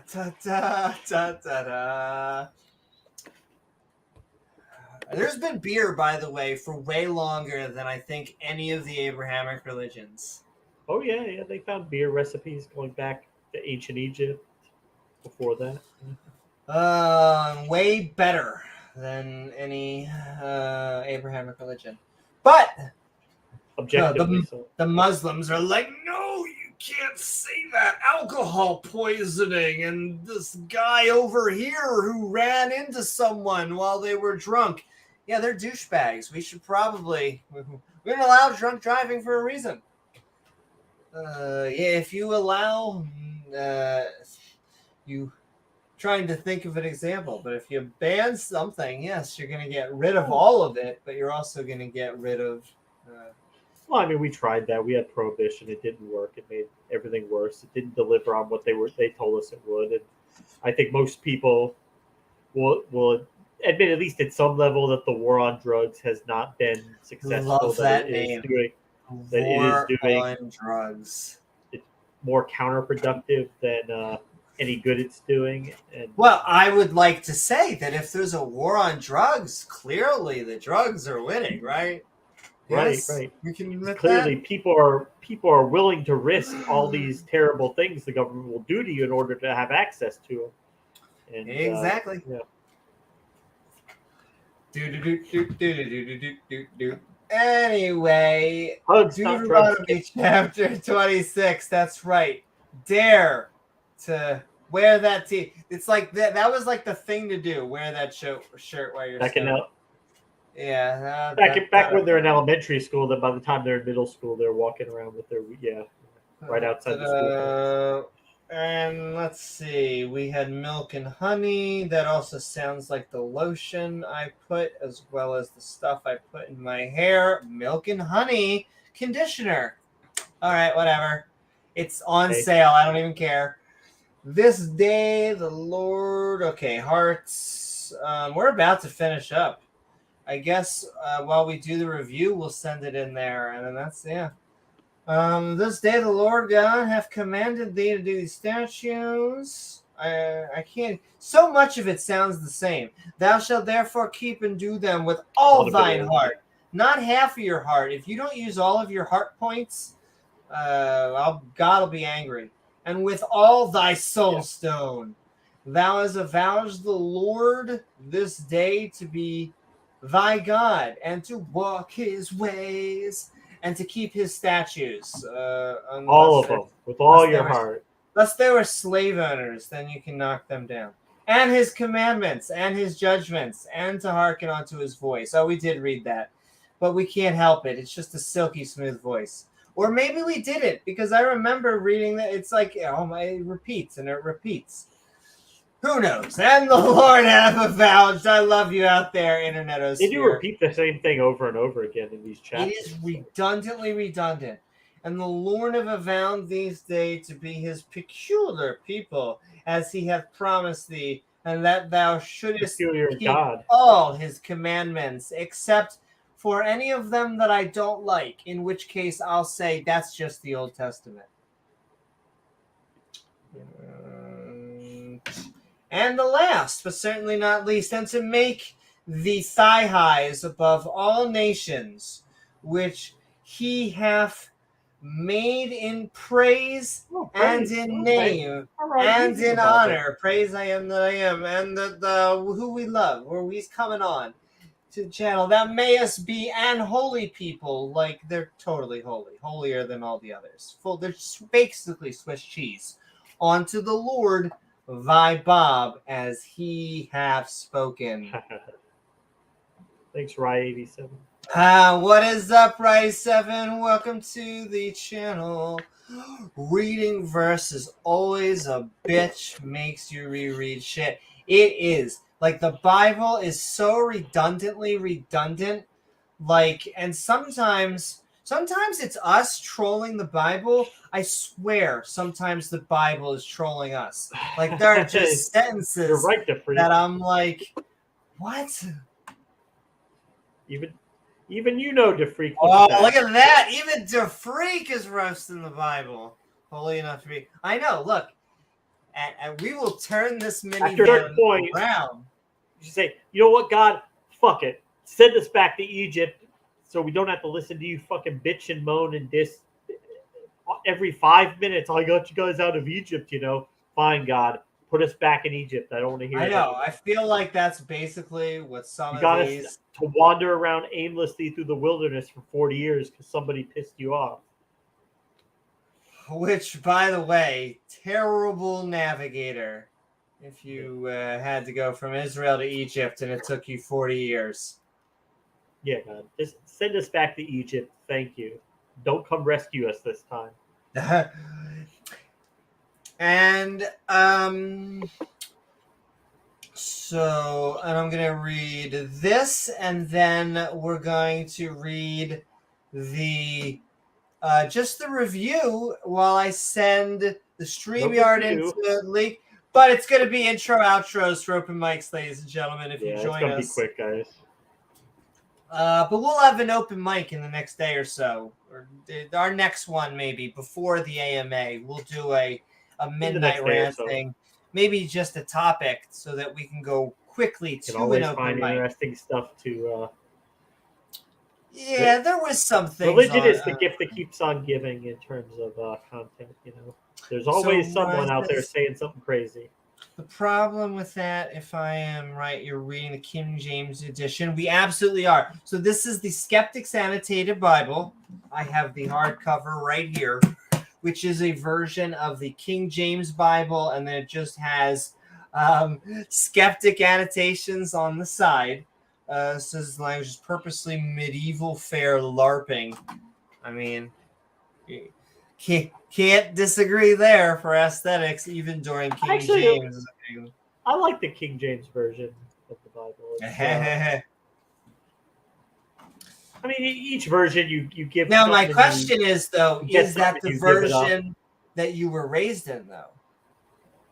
I mean, we didn't go to, like, churches that were King James only, like you have those. I think it was most of them, they would say they have a preference for the King James, but they wouldn't have said that you can't read other versions or that other versions are not valid. Like the King James only churches do, they say you can't read another version or you're not getting the whole gospel. I would have never said that, but I mean, there is a few verses that are different that the King James interpreters got a little bit different, but. I just want to say we're about to have spoken the last name. Do we read the last one? We're about to read the very last thing, and then I'm just going to send the link into chat. If you're wearing sweatpants and don't feel like joining us, don't feel pressured to anyone on Twitch or YouTube. But I will say, Rye, welcome once again to the channel. If you want any more comments, we say hi to everyone as they join, but then feel free to tag us and we will continue to read comments on the screen. Woo-hoo, except for that. We like saying hi to people. Well, yeah, the Bible certainly as a work of literature is an interesting book. It really gives you an insight into what people in the region at the time were thinking about. And that's fine. The only time it really goes off the reservation, so to say, is when they tell you it's actually true, real, authentic history. It's all real and it all happened. Well, this is why I keep on saying why I like the secular Jewish approach, even though I still think I still have left it. It's a stepping stone on the way to. But they generally, most of the Jews will not say someone lived in a big fish. They'll try and explain the metaphor. They'll try and explain the metaphors, which I can appreciate better than I will ever appreciate the fundamentalist approach. Right. I mean, are there, we've even hit them too, are there occasional things where the Bible gets something right or it says something good? Sure. Are there lessons you can learn from it? Does it? Yeah, sure. Well, only, and I swear, and I stand by this, only if it's a metaphor. Because when you make a lot of these stories literal, they're horror shows. When you make them metaphor and try to understand the historical context and try to understand the people of the day, you can at least try to understand the message they were trying to convey. It's just, it's the fundies. It's always the fundies. But welcome aboard. We are actually going to, did I read the last one? And to make thee high above all nations, which ye have made in praise. I am that I am. What's up? And in name and in honor when you're playing Call of Duty. And that thou mayest be an holy people, like Tolly, Swiss cheese. Be unto the Lord thy God as he hath spoken. And I'm coughing. Cough it up. I get it out. Yes. But we're sending. Literalists are easier to shoot down when they come out and say that it's a literal interpretation or that it's actually true. Yeah, you can disprove that. You can't disprove whether something's like a metaphor or not because it could always be. You can find different ways to represent things and different. Yeah. But I am sending the link in the chat, and we are putting 15 minutes onto the clock, ladies and gentlemen. Watching the clock. If you do want to say something about anything we've been talking about tonight, or if you're a creationist that just wants to debate us, anyone, come feel free. We were talking flat Earth. It's been on my mind. I will talk to you about that for 20 minutes if anyone wants to talk about that.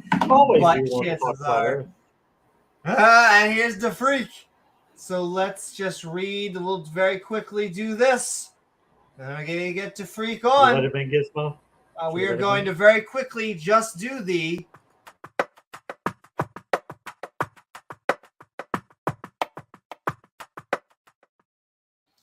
That's right, ladies and gentlemen. We had legal disputes and muzzled oxen. Moses continued his instructions to the Israelites, saying, if there is a controversy between men, judges will justify the righteous and condemn the wicked. The wicked man should be beaten. The judge will make him lie down and be beaten. 40 stripes be given. Be no more. Don't muzzle an ox while it treads the corn. But let's get to the real chapter review of it.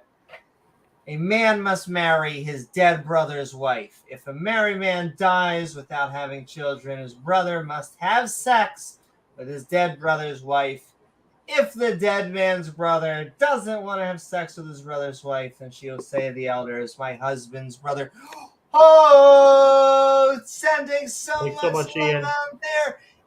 In Davenport, a $20 super sticker. From Aussie money, making it rain. Thank you for being you. Woo, woo, woo, woo, woo. Yeah, we love Thank you. Thank you so much for the sending support. Lovey in Davenport. Support like yours, Ian, honestly, it enables us to make all of this a fun, awesome content, and we're trying to just douse water on the dryness that is the Bible, and so we cannot honestly thank you so very much. We are sending all that love back. Mm-hmm. Heart, heart, heart. Thanks so much, Ian. Pleasure. And all right. Dead man brother to have sex with his brother's wife. Then she will say to the elders, my husband's brother refuses to have sex with me. Once again, the Come on, bro. Bible She's not that bad. She's not to that the bad. current time. The elders will talk to him, but if he says, I refuse to have sex with her, then his brother's wife will come to him in the presence of the elders, take off his shoe, spit in his face, and say, this is what happens to a man who refuses to have sex with his dead brother's wife. And everyone in Israel will call him the house of him that had his shoe taken off. Hi, the house of him with the shoe taken off. Hey, hi, the house of him who had his shoe taken off. Hi, the house of... Well, and really, they're actually... What they're really doing is... Oh, look at him, the house of him that had his shoe taken off. Hey, imagine that at Starbucks, though. Writing that on the cup. I mean, yeah, you're getting your milk and honey, which I assume that's been the drink that they've been drinking. But yes, also when to cut off a woman's hand without pity, as you do. So when two men are fighting, the wife. Oh, you want to grab me by the balls? Well, it just makes no sense. This has no intent. It is literally an accident, and they're cutting her hand off. When two men are fighting, and the wife of one of the men tries to help her husband, and while doing so touches the private parts of the other man, then her hand must be cut off, and your eye must not pity her. Most guys would be okay with that. Hey, you want to touch it? Yeah.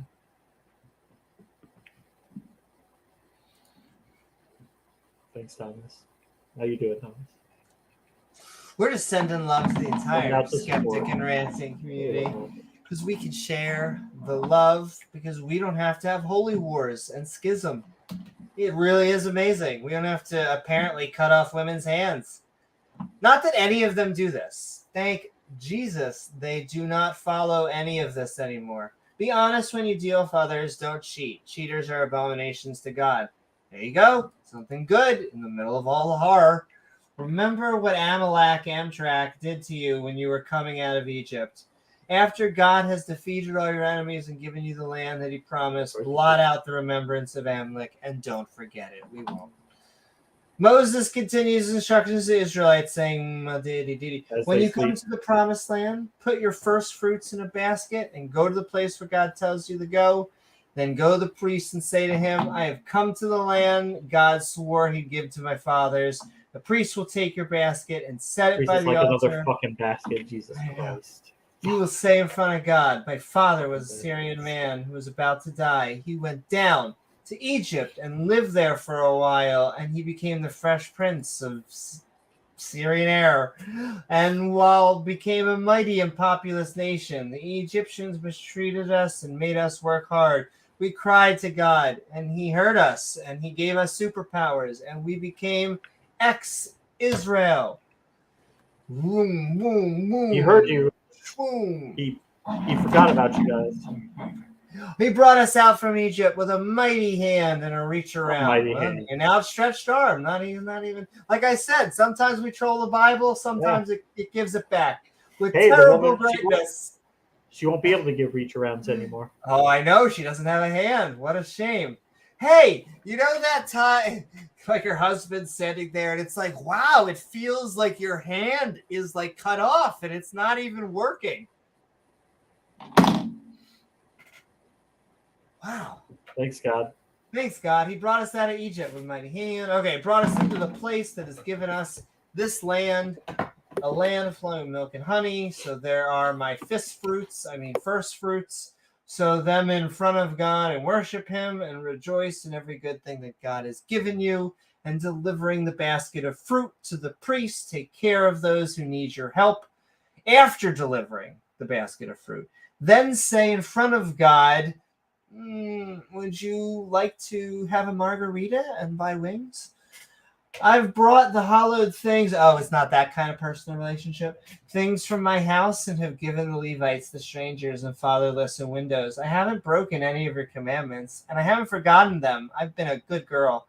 I haven't eaten holy things one morning, used them for unclean purposes, or given them to dead people. I've always done whatever you told me to do. Look down from your holy habitation, heaven, and bless us. Today, God commands you to statutes and judgments.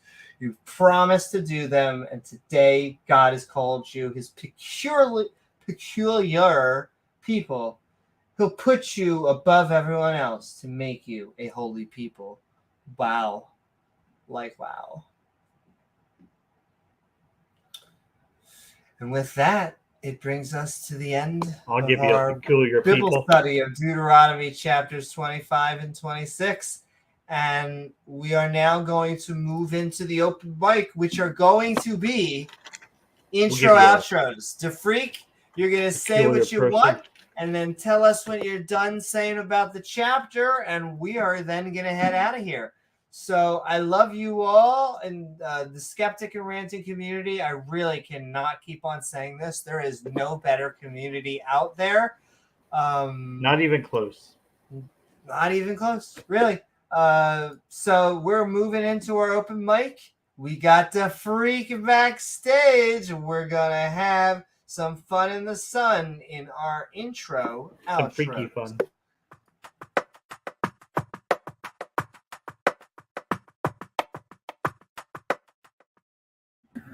Woo-hoo! What is up, the freak? Hey, the freak. We are having fun.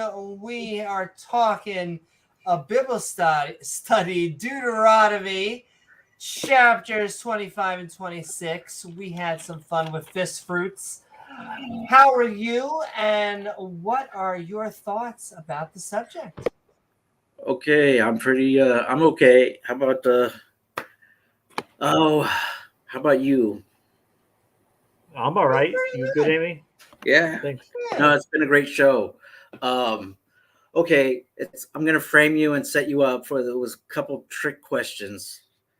So, in terms of like evidence, it's a trap. It's definitely a trap.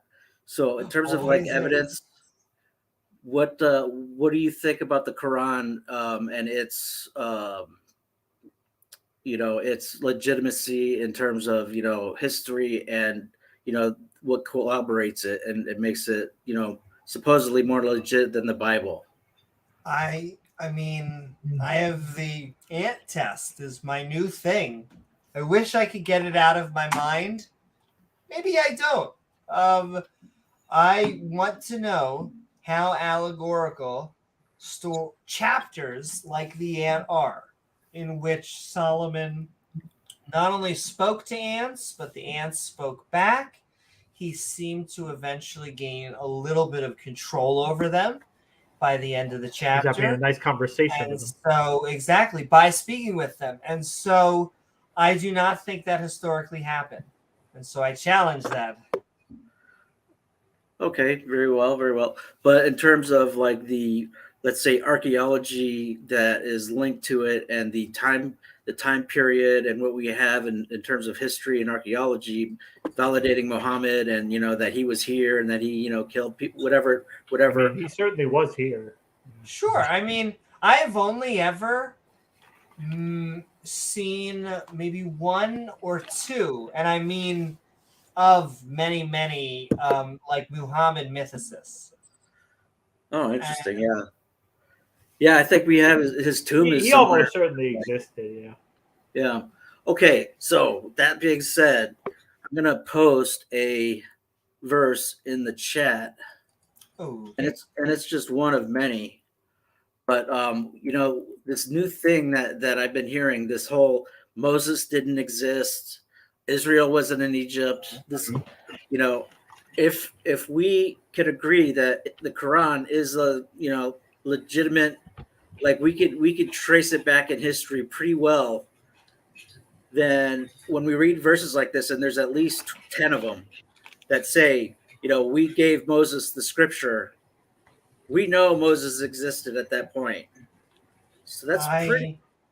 Do not find the Quran. In fact, the joke is just they retcon the old stories. They've done different versions of the Moses. But when one of the main reasons that I bring up that Islam is not true when I go on Muslim channels is that Moses did not exist, and that because the Quran has Moses as a real character when he is a fictional character, it is actually evidence that Islam is not true. Like even though the Muslim channels tend to be very deistic and very philosophical in their approach to their apologetics, they believe in Adam and Eve. They believe in Noah. They believe in these figures that you would have, in my opinion, a hard time convincing many atheists or skeptics that they are real.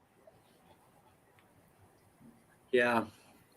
So, like when Muhammad was alive and writing about the things that he was doing and seeing in his time, that's our silver lining. We will absolutely 100% give you Muhammad was a real person that seemed to have had a religious movement of the time.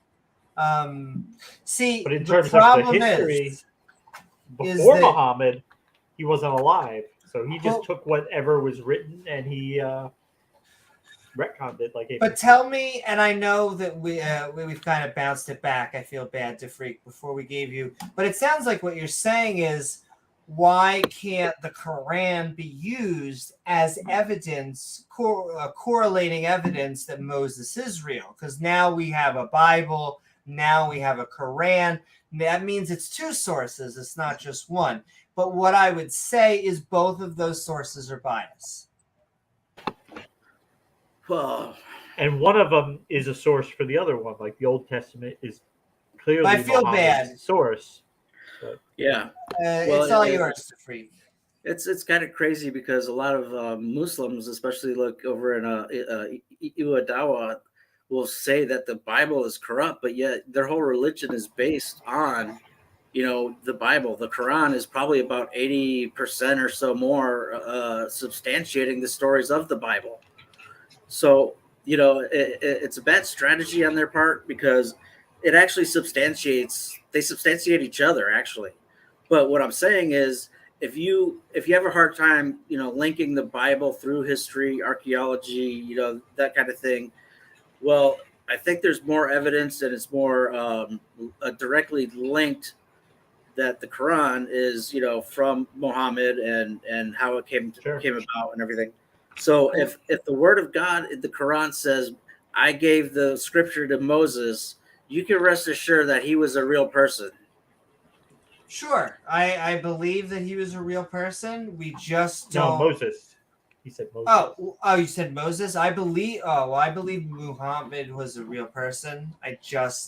We would need some sort of archaeological, academic, empirical, something that was outside a holy text. And I will give you the last word, Freak, and then we're going to actually move fast. I want to try and get it before the 4 and Clockwork Rex came. Right.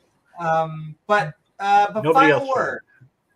Yeah, I think we find a lot of actual, unfortunately, subversion in our seeping into our culture everywhere. It's not just religion. It's not just politics. It's a lot. It's our education. It's even science.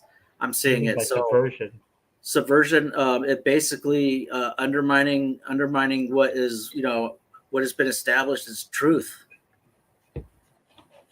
So when I hear Moses didn't even exist, that kind of thing, it's like, well, I just wanted to present this as another counter to that, in my opinion, that subversion. So that's all I have. Hey. Mm-hmm. Well, thanks for coming on, Freak. Keep on coming on. Like I said, I think our next episode, we're gonna really make a big open mic. We love it. We love it when religious people come on and they're willing to tell us what they think and why, and that's great. But now I'm going to keep on moving. And Clockwork Rex, I'm going to preface this. Gotta be as piffy as possible. But say whatever you want. Just be piffy because we're trying to get out before 4 because of the stupid not the stupid algorithm. People's brains work with 3 minutes. It takes me longer to explain. Clockwork Rex, what is up? We are Skeptic Bible Studying. I hope you're doing well. And what are your final thoughts? Hey everybody. I'm sorry I keep coming in at the end of all these things, but no, you're fine. Our fault. open mic has been like 15 minutes long. It's because a really long Bible study. Oh, videos, okay. like the last show. We had a long video, hour-long video. But we wanted to make sure if someone had something to say on the subject, they were able to get it out. Well, I mean, to me, Muhammad and Moses and Noah are as real as Hercules and Perseus and what was his name? Shit. Brad Pitt played him in the movie. In Troy. What's that guy's name? Oh, I was going to go back to vampires. Well, fair enough. Oh, Achilles. Yeah. And they're all just as valid. All those stories are just as valid because they're all just as old. Actually, some of them are older than that, but Very profound, Defreak. Very profound. Obama is Spider-Man.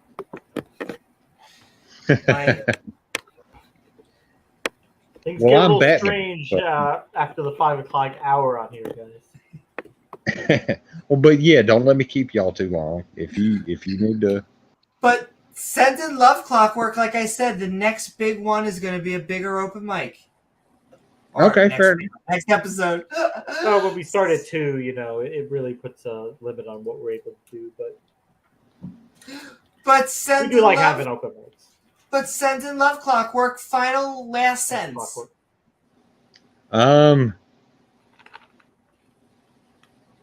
Be cool to each other. Woohoo! It's like that's right. To each other. Bill and Ted's Excellent Adventure. Yeah. And with that, we're gonna hand it to the co-pilot, and then we're landing this plane. Crashing. Yeah. Think that might also be too. James, what is up? We have been Skeptic Bible Studying on Fist Fruits, and what are your final thoughts? Well, you certainly picked a loaded number, a couple of chapters for us tonight. It's a nice boredom sandwich between barbarity. It's pretty much a normal fare for the Bible, but nothing not expected. But thanks everybody for sticking along, watching this with us. We're now on Twitter. Mark your calendar on that. 8/23/22, first day on Twitter. And we will be back in the next couple days. So stay tuned. Hit that bell notification. Amy will tell you all about it. Thank you so very much, you got it. James. Love you guys. I'm sending so much love. I want to thank you all because I hope you had a good time on this episode of Skeptic Bible Study. Fist Fruits, where tonight Moses again instructed the Israelites, for what to do over legal disputes when a man must marry his dead brother's wife, when to cut off a woman's hand, but we did finish it with instructions to give your first, it's a typo, fruits to God. Though I do, woohoo! I want to thank the Freak. Thank you so very much. Appreciate the support, man. Send in love, in support. We really appreciate of every free bit. Speech and open dialogue, and just having better conversations. Thank you so very much. And I also want to thank my co-host, James W. Thank you so much, Amy. Along with our guests, Freak and Clockwork. Woo! You let me get the soundboard already. Oh, hey. And our awesome mods. Didn't Cain kill Abel because God liked his sacrifice better than the one that Cain gave him? Because Cain was like meat, and then Abel was Cain worked the vineyards and Abel worked the animals, so they brought what they could to God, and God said Cain is being a little fruity with the. I love you all. You're so close. I So thought close. it was the other way Yeah, around. no, we got it. I love you. Along with our awesome mods who make this stream so great. The lovely people in chat and viewers like you. If you enjoy the show, please don't forget to like, follow, or subscribe, because then you get access to that bell icon, which when set to all will send you reminders to see our premieres or join our live streams, or hey, leave a comment after the video's done. In fact, if you leave a super thanks, we will read it as thanks back on the next episode. The bell, the freak. You can also head to the Skeptic and Ranting Discord server, the link of which is in the description below, along with all of our fantastic channel members who you can become a member of by hitting that join member and getting evolving badges. We also offer unique perks for the best way to help us by heading over to patreon.com/Amy Newman and becoming a supporter. I am Amy Newman, and we'll see you all in the next episode of Skeptic Ball Z. Good night, guys. Good night, everyone. Balls in chat.